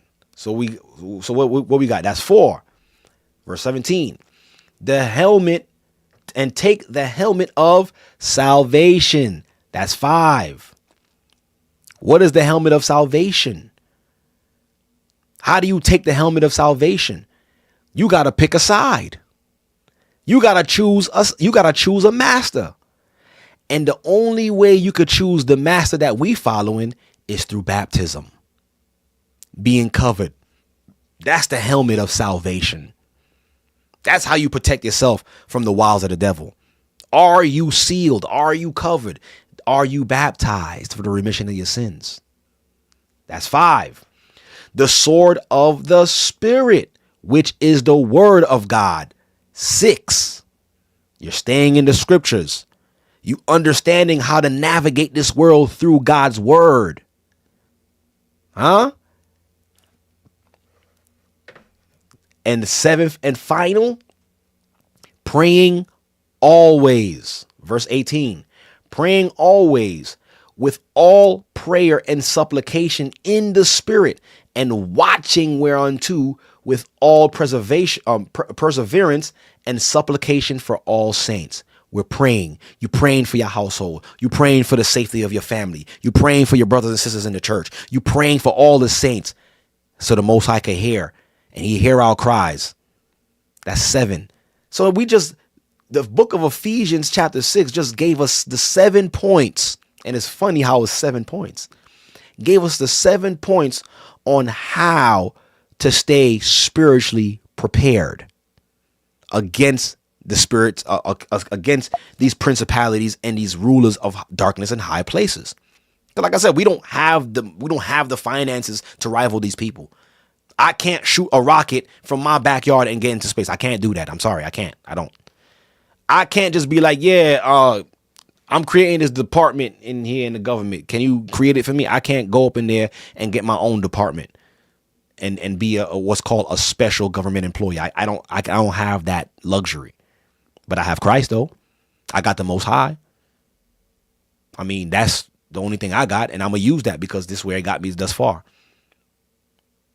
So here it is. We've unlocked how to stay spiritually prepared against what's coming for us. And that's why I took the whole length of the show to show y'all what's coming. And as a watchman, I'm just sounding the alarm. Now it's up to you if you want to pick a side and be out of harm's way, or you want to be like, all right, this don't exist. Well, he just said, it don't matter. I'm going to go rock myself back to sleep. I got to go see that game tomorrow. I gotta go to the movies. I got to go get something to eat. I'm still doing me. I got to get this degree. Hey, it's on you. It's on you. The only thing we could do is sound the alarm. And those who hear the alarm will get out the building because the building is burning.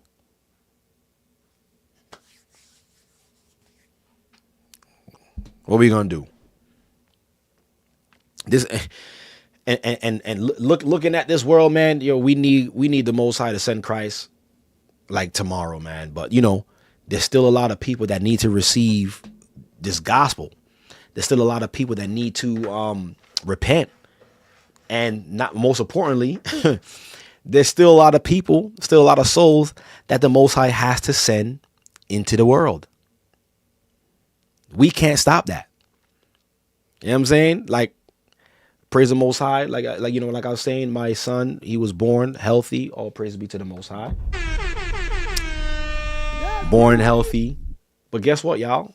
I didn't plan him.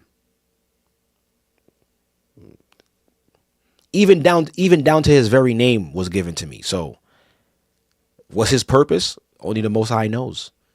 He's special. He's a special baby. All our babies are special. Okay? But these children, they come in on this earth for a purpose. They come in this earth for something. The Most High is sending them. So there's still a lot of souls that have to be sent into this world. So we just have to hold the fort down. Let's not be selfish and be like, man, God, please destroy this place already, man, so we could be with you. Now we can't think like that. We can't be like Esdras and Baruch, just frustrated and like, yo, want this thing to be done. Most High, he got everything in his hand. He got everything in his hands. We just playing our part in this part of the movie. But the film is almost done though. Right? It's almost done. We just got to hold down the fort, right? Continue working, continue striving for righteousness, continue doing what he say do until he move us on to the next phase of this existence of or the next phase of this world, whatever comes first. Right? So we we got to all understand that. And what I'm going to do, it's still early. And like I said, this is I'm going to be streaming at this time for this month and this month alone, since, I have some time off now. So I'll be able to stream at this time and be able to interact with you guys a little bit longer.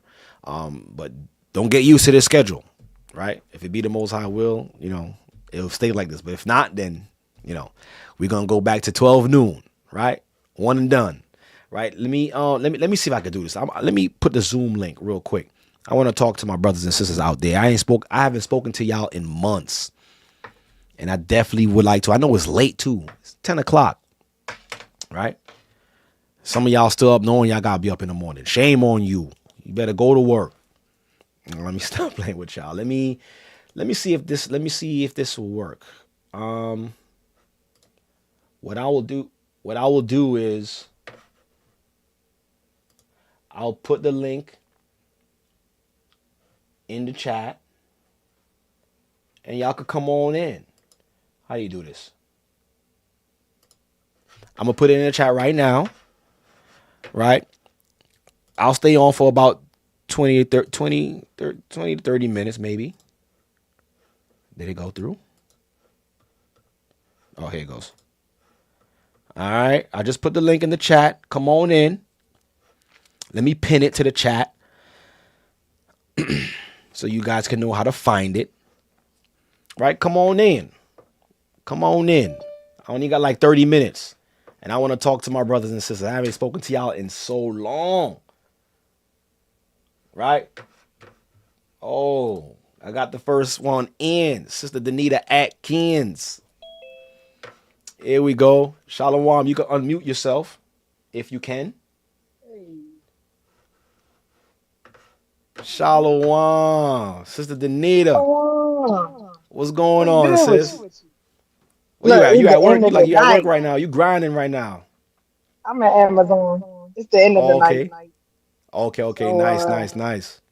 I'm blessed. I got blessed last year. Became an RTS manager. So, all praises. The Most High been good to us, and I ain't got nothing to complain about. Like, I'm just sitting back like everybody else and just keep continuing to do the work. I'm blessed with my elders and deacons and just staying in prayer and just doing what I gotta do every day. All make sure praises. that I get to the end of this thing. Of Other than course. that, man, like, you ain't got nothing to complain about. We I'm got it happy. indoor. Yeah, yeah. All praises, all So, praises. thanks for bringing out that good lesson tonight. It was a All good lesson. praises. And I hope this reached the world that everybody see that we got work to do. Righteous got work to do. Hmm. And none of us, can ever prepare for, what's to come. But the Most High gave us a blueprint. So we just Hmm. ready to get it done. And just like you said, keep the full armor on, and we'll be all right. Of course. That's all we could do. Right. Unless you got some billions somewhere, we could build a spaceship and try to get to Mars. You got that? Nah, I ain't trying to go to Mars. All praises. The All right, Most all High praises. said He gonna destroy all this mess. So hey, it's what it is. It is what it is. All right, my sister. I appreciate you. I mean, you could stay on, or you could let yourself out. I got another sister in here. It's got sister Sandra Duckworth. All right. Shalom. Shalom, sis. Great hearing from you. Shalom. Hey, Shalom. You got a camera or no? It's okay if you don't. Yeah, this is the first time. I'm sorry. Here we go. Can you see me? Oh, I'm sorry, Elder. Oh, no, I'm a deacon. I'm sorry, Deacon. I'm sorry. I was just looking at something. I'm sorry. Sister, you look like you walking through the valley of the shadow of death right now. Oh, no. No, not here. Psalms 23 in full effect. Not here. Here we go. Oh, praise the Most High. Look at you. All right, Shalom. How you doing? Wait, I'm hearing there's some feedback. Is there feedback, y'all? No. I'm hearing. Okay, they telling me there's an echo. Oh, no. Wait, hold on. Maybe I should go off and come back on. No, hold on. I'm gonna fix it.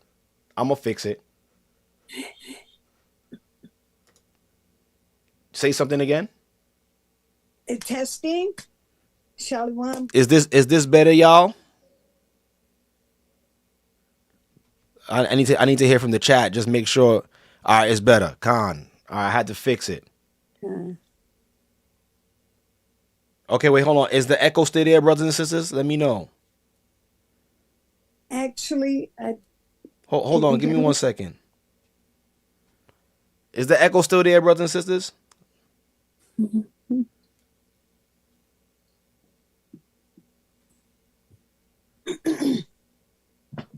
Oh, okay, I'm seeing it's much better. All right, praise the Most High. All right. I ain't know why it was echoing like that, but I think I seen it here. I fixed it. All right, go ahead, my sister. What's going on with you? Okay, I just want to say I'm just so thankful to be here. I am just so thankful. I did not actually know I was going to be coming on. Mm-hmm. And so I just want to praise the Most High God and just say thank you for all you all leaders and deacons and elders do. All praises be to the Most High, because we all servants to the Most High. We gotta care for His flock. Y'all His flock. Yes. Keep me and my family up in prayer. Definitely. We continue to praise and follow the commandments. Let me ask you.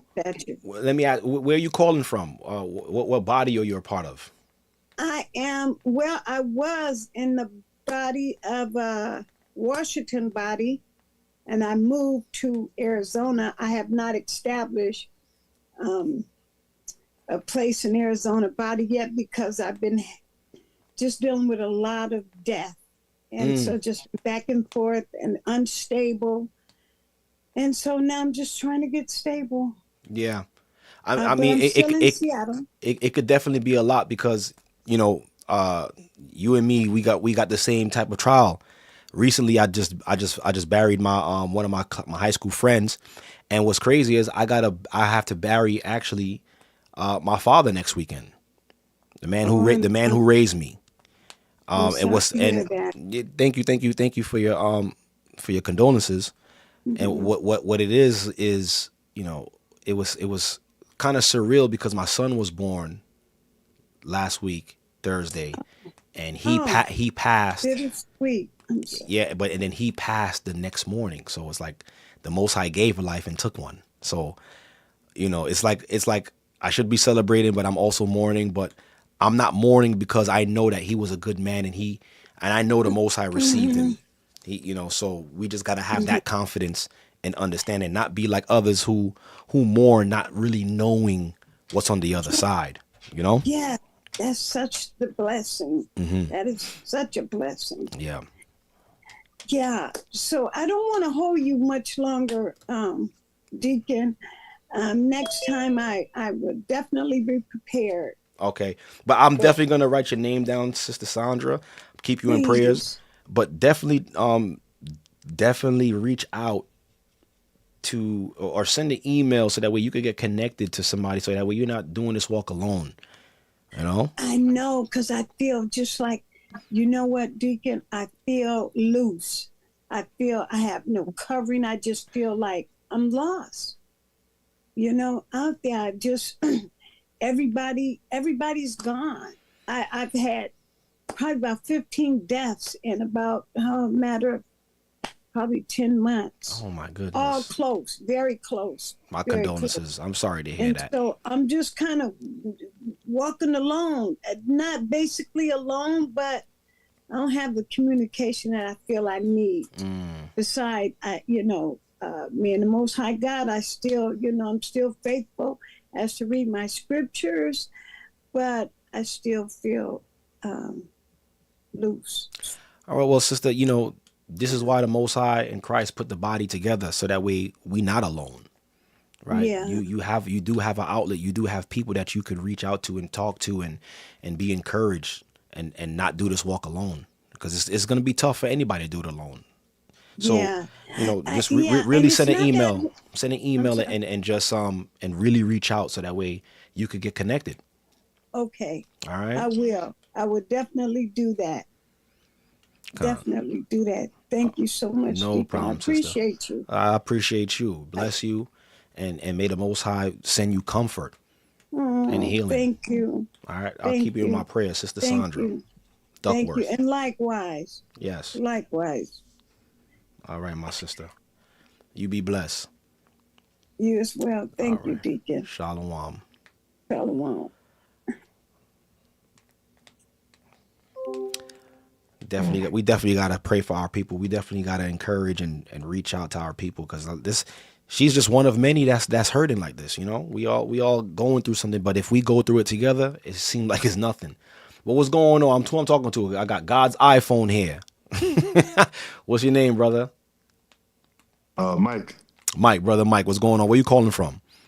I'm calling from New York City. Oh, you from New York? We met each other. Where I met you from? I know you said Brooklyn. You in Brooklyn? Yeah, I came to the church in the Bronx too. Really? How long ago? Cause I know that's my fault. I bring it out. Yeah, you bring it out, but yeah, I be working overnight, and I'm a truck driver too, so I don't leave as much as I need to. But that's not an excuse. But I always watch your show and the Elder show. So okay, can't really praise. see you. Yeah, but listen, man, like you gotta tap in, bro, like, cause No, I know. I don't even remember who you are. You don't see me?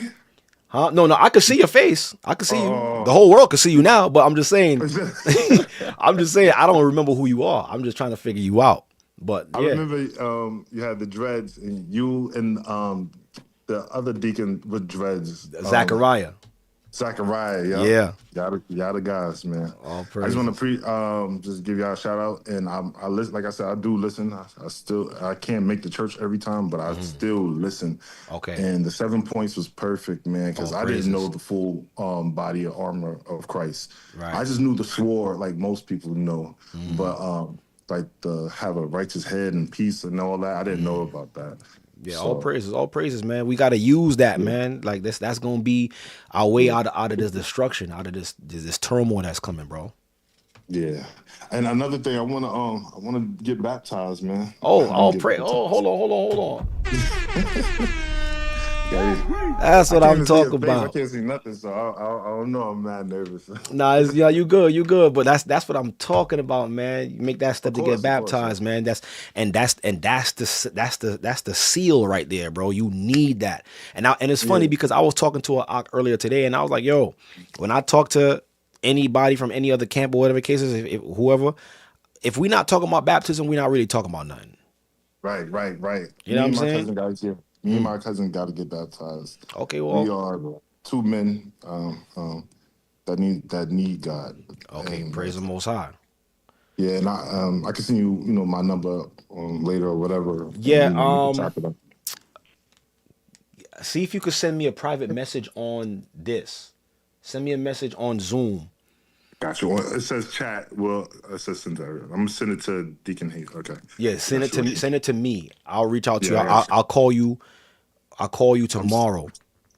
Cool. All right. I'll call you tomorrow. I really appreciate your shows, man. You always got the youth, you know what I'm saying. You talk how we talk, so it's like you connecting, man. Seriously. Oh, praise the Most High. I appreciate that, man.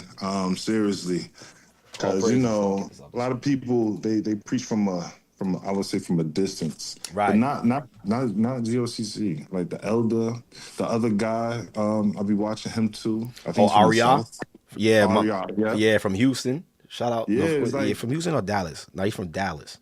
I know he's from the South though, but yeah, y'all got the word, man. Praise the Most High. Trust me, when I was young, I was never into it. Exactly, yo, bro. You not lying because I was even though I was born and raised in the church. Yeah. Even though I was born and raised, you know what I mean? But that's black people. Yeah, but it was nothing appealing to the youth. So it was like, you know what I'm saying? No, but, you're definitely right. But especially you being from Brooklyn, you already know the lingo, so I could tell. Yeah, man. I sent you the number. I just wrote it down. Okay. You call me anytime. I'm gonna hit you tomorrow. Okay, cool. Most High willing. All right, man. All right, Thank brother. you, man. Yo, be blessed. You already know, man. Don't wait so long next time to reach out, bro. I'm not. I'll be trying to do whatever, try to call in, try to do it. And if I could make it to the church, I could make it. I'll try to make it. Man. Okay. All right, cool. All right. I gotta be stronger with the Sabbath, man. Seriously. Listen, it's a mindset. It's a mindset. But yeah, we'll talk about it, bro. We'll talk about it. Definitely. All right. Definitely. Yo, bless you though. Man. Shalom. Peace. Shalom. Right. You can let yourself out too. I got who I got coming in. Gerardo. If I'm saying it right. You coming in now. Shalom, peace and blessings. You gotta unmute yourself. Hold on, let me do this right here. If you can. Gerardo.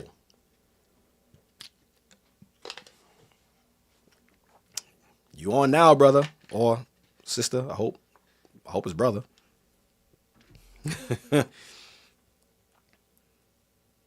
Going once, going twice. I don't want to. You got to unmute yourself. Going once, going twice.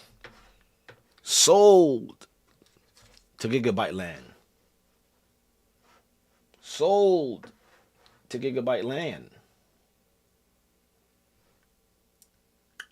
Let's see. I'll put you in the waiting room just in case. I'll come back to you. Right? So, brothers and sisters, listen, man. The Zoom link is out. If you want to talk, if you need to conversate, let me know. We are here. I'm here for a limited time before this baby wakes up because his sleep schedule is crazy. Like my first two, they slept through the night. This one, he like this, and just start fussing. So I got a couple more minutes before I start hearing him going crazy. I got somebody else coming in. Let me see who this. Ooh, got my Ak Kayam. Let me bring my Ak in here. Okay. Shalom. Shalom, Deacon. What's going on, Kayam? How you? Yes, sir. I'm taking these earplugs off. 1 second. Yep. Let me see what's going on. All right, D, can you hear me? I hear you loud and clear. What's going on, Doc? Let me see. I can't hear you. I don't know what's going on. Can't hear me? Okay, okay, now I can. Yes, sir. All right. What's going Hey, on? D. Yes, sir. Double honor to you, sir, and my condolences to you, sir. Oh yeah, the water. Love you, and yes, sir. And I know that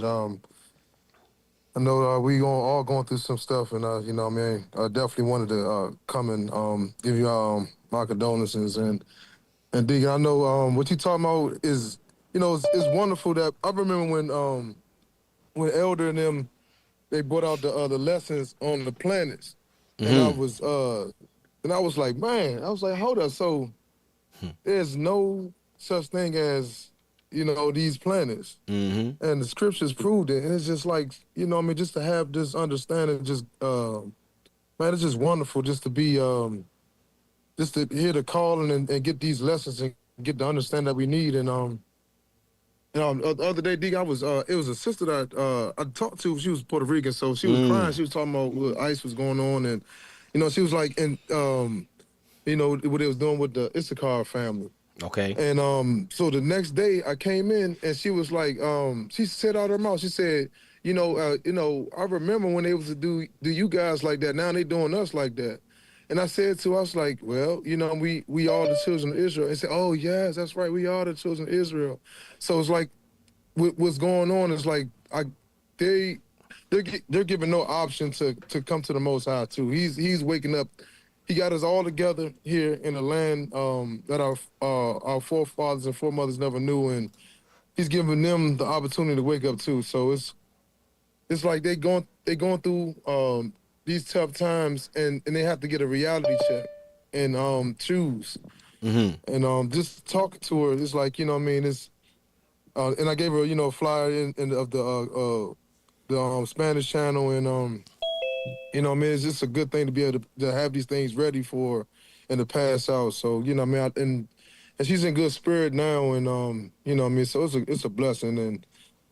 And shoot, just thank you, Deacon, and keep doing the work. And man, we love you, and you know what I mean, shalom. So all praises, man. Love y'all too, man, and keep on doing the good work. Keep on fighting, man. Most High willing, you know, I'll see you guys soon. All praise be to the Most High, man. Yes, sir. Yes, sir. The water, sir. All right. Bless you. Have a great night, my man. Kayum. All right. So I got Gerardo here. Fine. Okay, you got your setup good, everything good. Your mic, camera here, I see you. Then I got Dawada next. You can hear me? Yeah, Deacon, can you hear me? I hear you loud and clear, brother. What's going on? Where you calling from? And did I say your name properly? Yeah. All right. Yeah, you did. All praises. All right. Where you calling from? I'm calling from Idaho. Idaho. Oh, okay. Yeah. All praises. What's going on? Talk to me. Well, I just want to say it's an honor to talk to you, Deacon. I follow you know, a gathering 144 G.O.C.C. and nothing but truth there. All praises. All praises. And yeah, I just wanted to like add a little bit of what, like, some information that I've came across about Elon. Go ahead, bring it out. 'Cause I'm trying to figure this man out myself. Go ahead. So I found out that there's like this book that was written in the 1900s as well, and it's called Project Mars. And let me write that down. Project Mars. Okay, go ahead.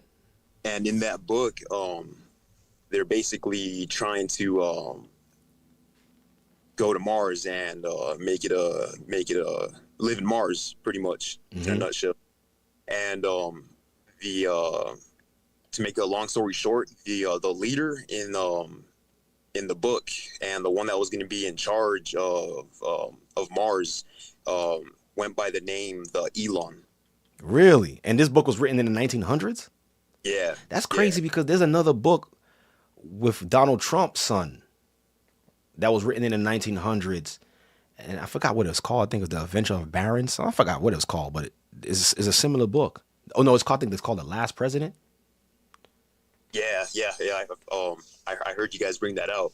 Yo, and you said that in this book, the same guy, his name is called Elon. Yeah. All right, go ahead, continue. This is crazy. Yeah, and I mean that's pretty much what I have to say with that. And then there's also like 2 videos of Trump when he was running for president in his rallies, and he was like reading a poem, I believe, in like 2 separate occasions. And one part of the poem, it went like, "You knew I was a serpent before you let me in." And I just find that kind of I didn't even hear about that. That's crazy itself. Yeah. So I mean, like he's basically letting people, letting us know what he's about and what he is. Yeah. But yeah, that's pretty much all I have to say, just to kind of add a little bit to the show, Deacon. I appreciate it. I appreciate it, especially this information. Project Mars. I'm gonna look it up. Who's the author? You remember, or I'll probably just Google it. I'll probably find it. Yeah, I'm pretty sure you will. I can't remember the author.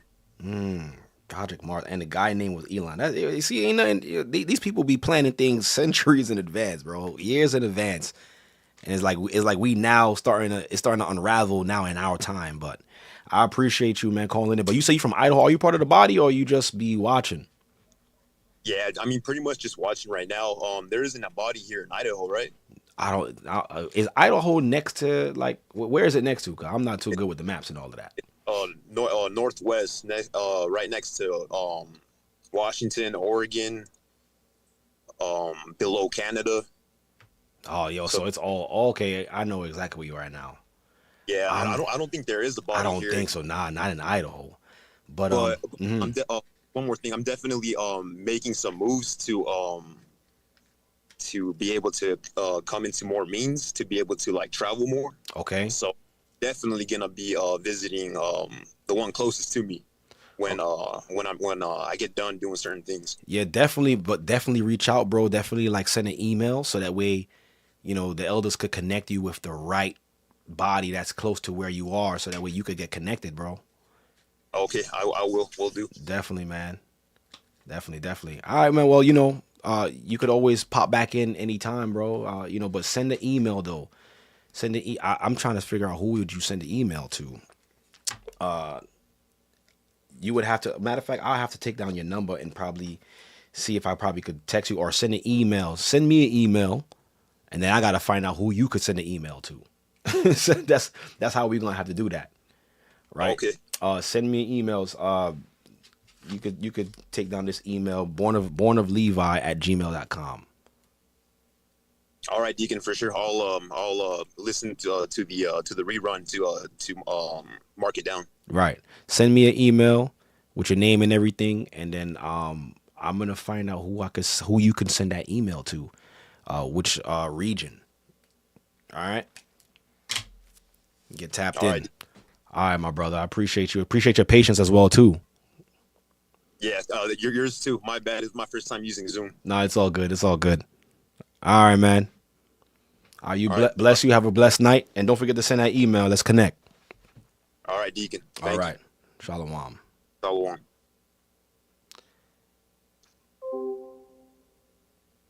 Yonder Prince says 7 years ago the poem he did was called The Snake. I gotta look that up too. Let me write that down too. The Snake poem by Donald Trump. I'm gonna write that down. I'm gonna look that up after this call or after this broadcast. D Trump. All right. Wow. All right, so I got Dawa here. Dawa Shalom. You can unmute yourself when you're ready. Put your camera on. Okay, I see you nice and clear. Shalom. What's going on, brother? I can't wait.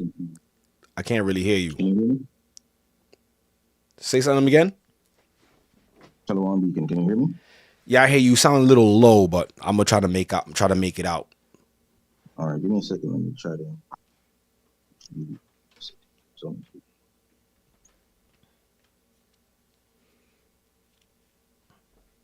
Yes, sir. Can you hear me better? Yeah, much better.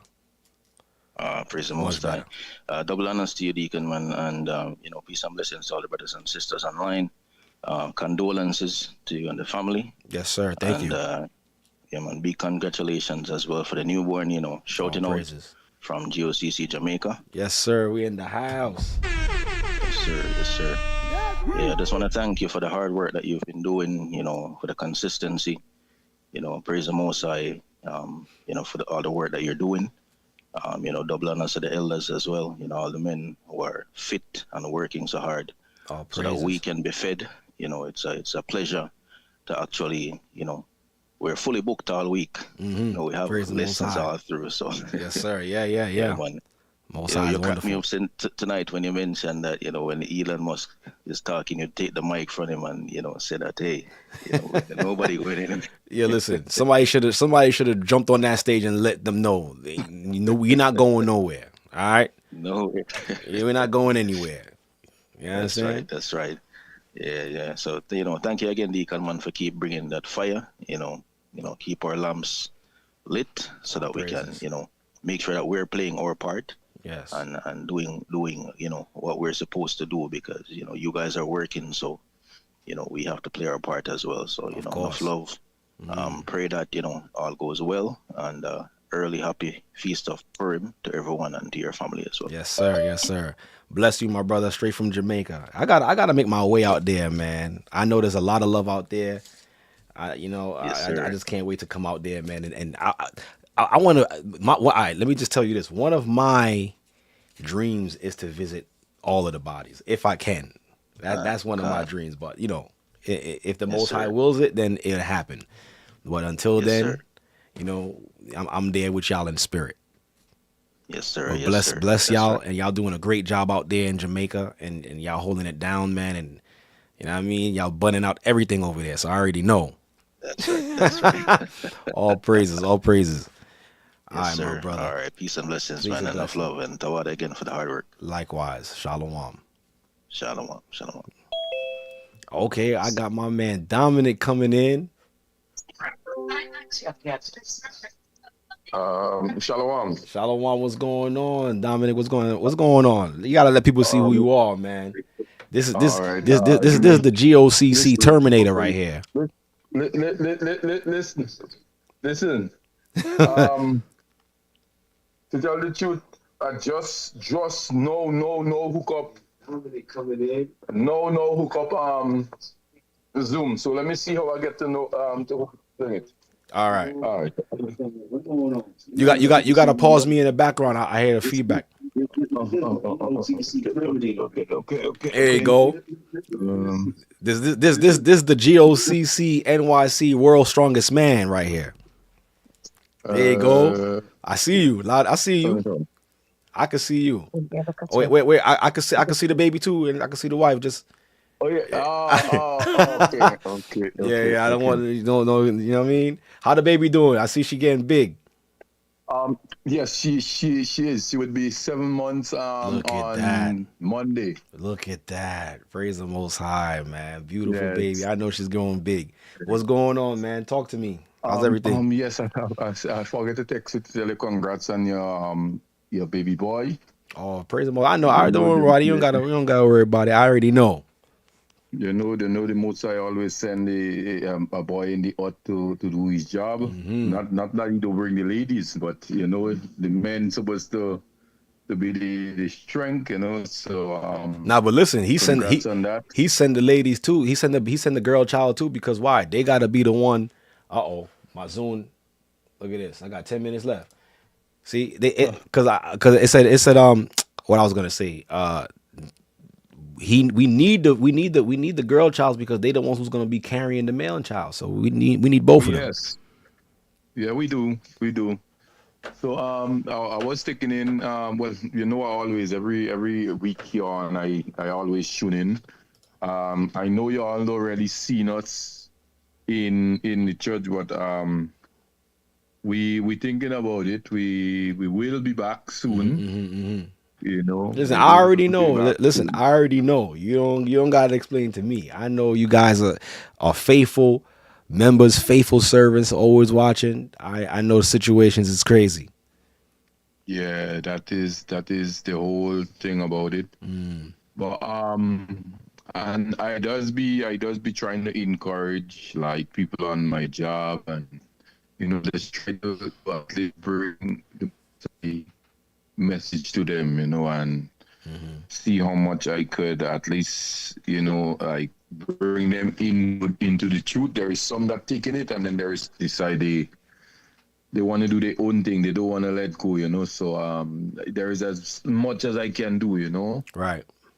And I need guidance as well, because between me and you, I still think that I could leave as better than I live in. I need guidance as well. Sometimes the brothers could just reach out and like we chat about certain things. I like the Grenada body. Like Wednesday nights we have meetings. We does like the region, like the whole Caribbean does have meeting on Friday nights, and we always tune in, and thing like that. Did I tell you that the little boy, he's the one who do all the reading back home, right? Yeah, you told me. Y'all told me that. Yeah. I so proud of him. He's still in high school, and he's the one who is the main reader in the church and everything, and he's not like the other boys and thing, and I so proud of him. Nah, that's good. Y'all raising him good. Yeah, and I just always tell him that we never really encourage him to get baptized and to do what he's doing. He made that choice on his own. We only talk to him. And he made that choice on his own. So we're very, very proud of him.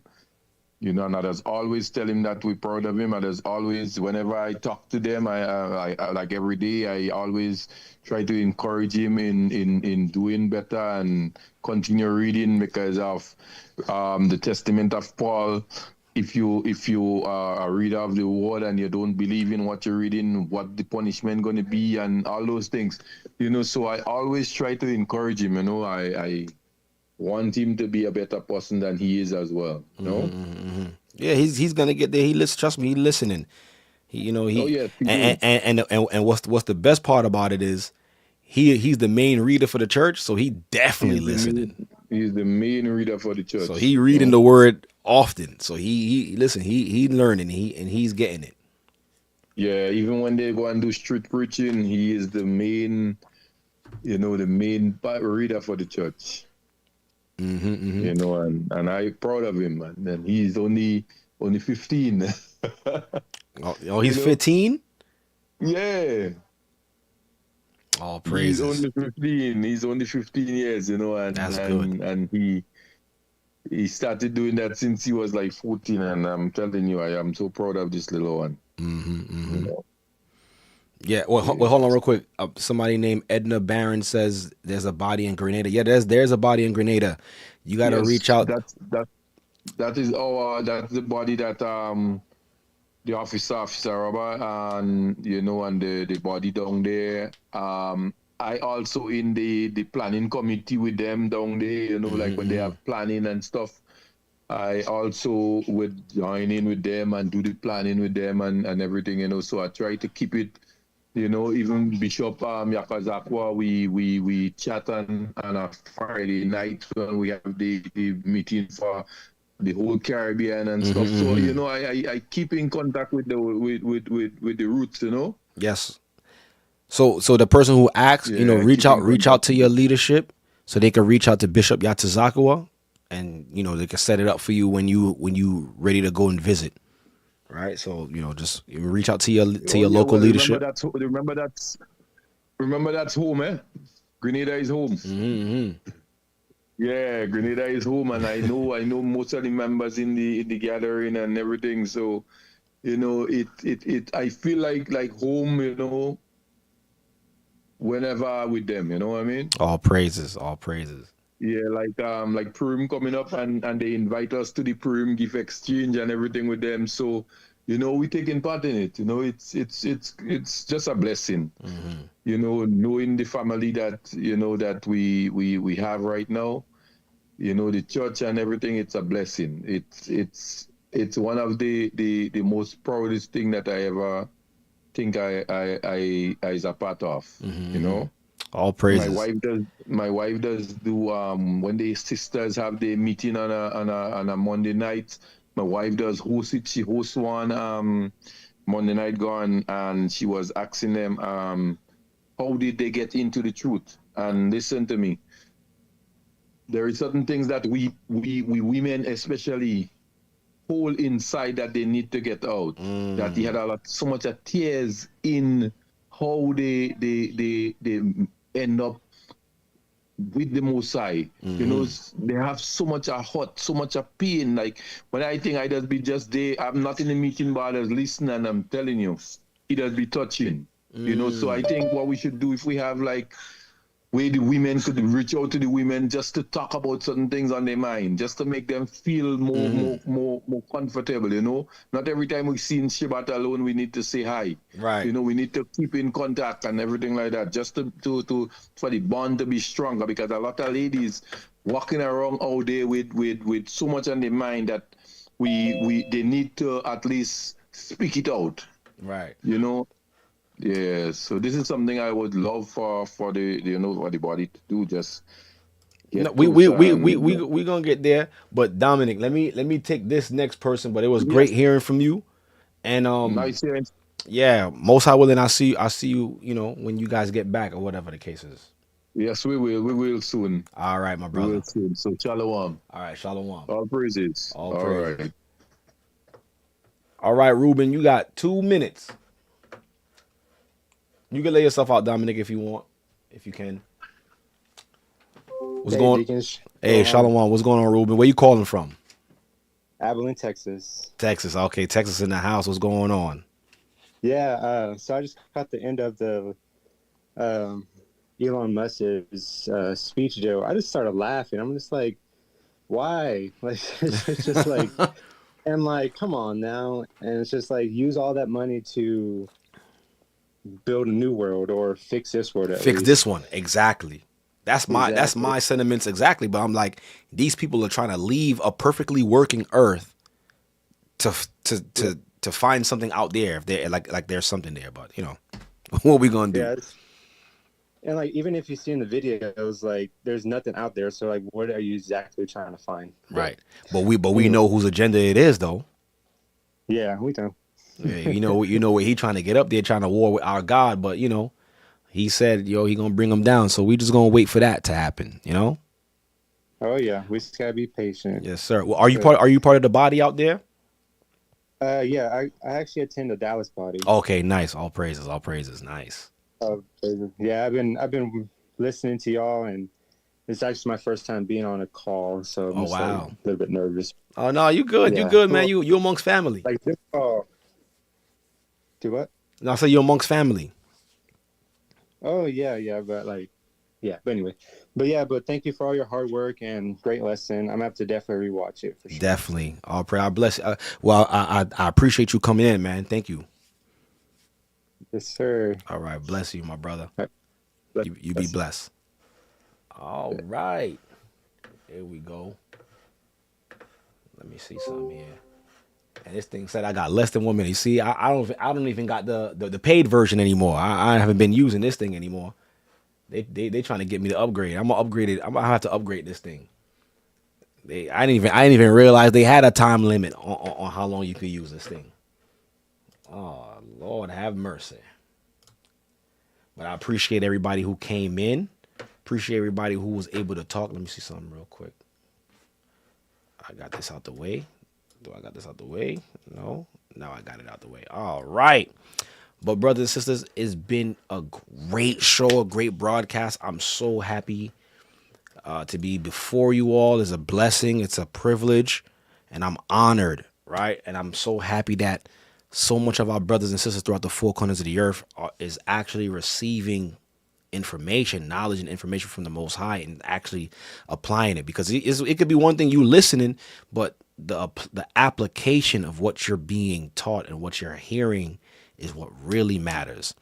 And I always speak about this integrity, doing the right things when nobody's looking, even when people are looking, right? We gotta work on that as people, as individuals, representative of the kingdom, because that's what it is. That's what the Most High look for. He looks at the integrity of man, the heart of man.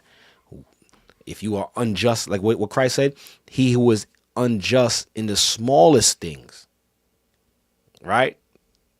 What do you think is going to happen when you have great things, big things, right? If you're unjust in the smallest matters, you're going to be unjust in big matters. So let's continue to fight. Let's continue to push. Let's continue to stay spiritually prepared, brothers and sisters, because we see what's coming, right? So we got to get on the right side of things. And I bless y'all for coming in. And matter of fact, don't forget, yes, Purim is coming up, man. Listen, and if you have young children, brothers and sisters, it's very important to not just give them the gifts, but really sit down and read the story with them and have them understand why they give gifts. Because my son, he understands the story, because like I quiz him on it all the time, but he's so excited about Purim because that's the time that we give gifts, so we you want to make these holy days memorable for them, so that way they can carry on the tradition with their children, right? So it's such a great feeling going through these feast days with them and seeing how they appreciate the feast days and how they look forward to it. It's almost amazing. It's like, it reminds me of how we used to look forward to Christmas and Thanksgiving and all these things, but now we have this culture. We have the Most High's feast days. We have our culture back, and just to see how our children looks forward to it is just it's like, the Most High, he's good on his word. That's all I could say. He's always good on his word. So, brothers and sisters, I appreciate y'all, man. It's been a blessing. It's been a great time.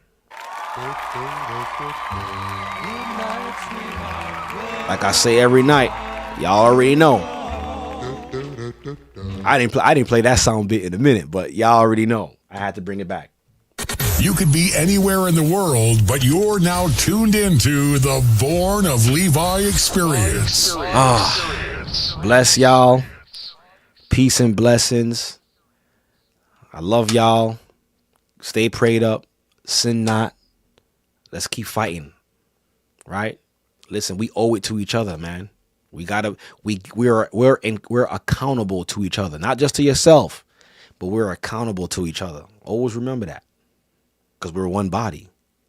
I'm not separate from y'all. So what you doing will affect the body. Always remember that. Message. But peace and blessings, brothers and sisters. I love y'all. Stay prayed up. Enjoy the Sabbath, right? Be safe out there, and keep your spiritual eye open, right? Bless y'all. Have a good night. Shalom.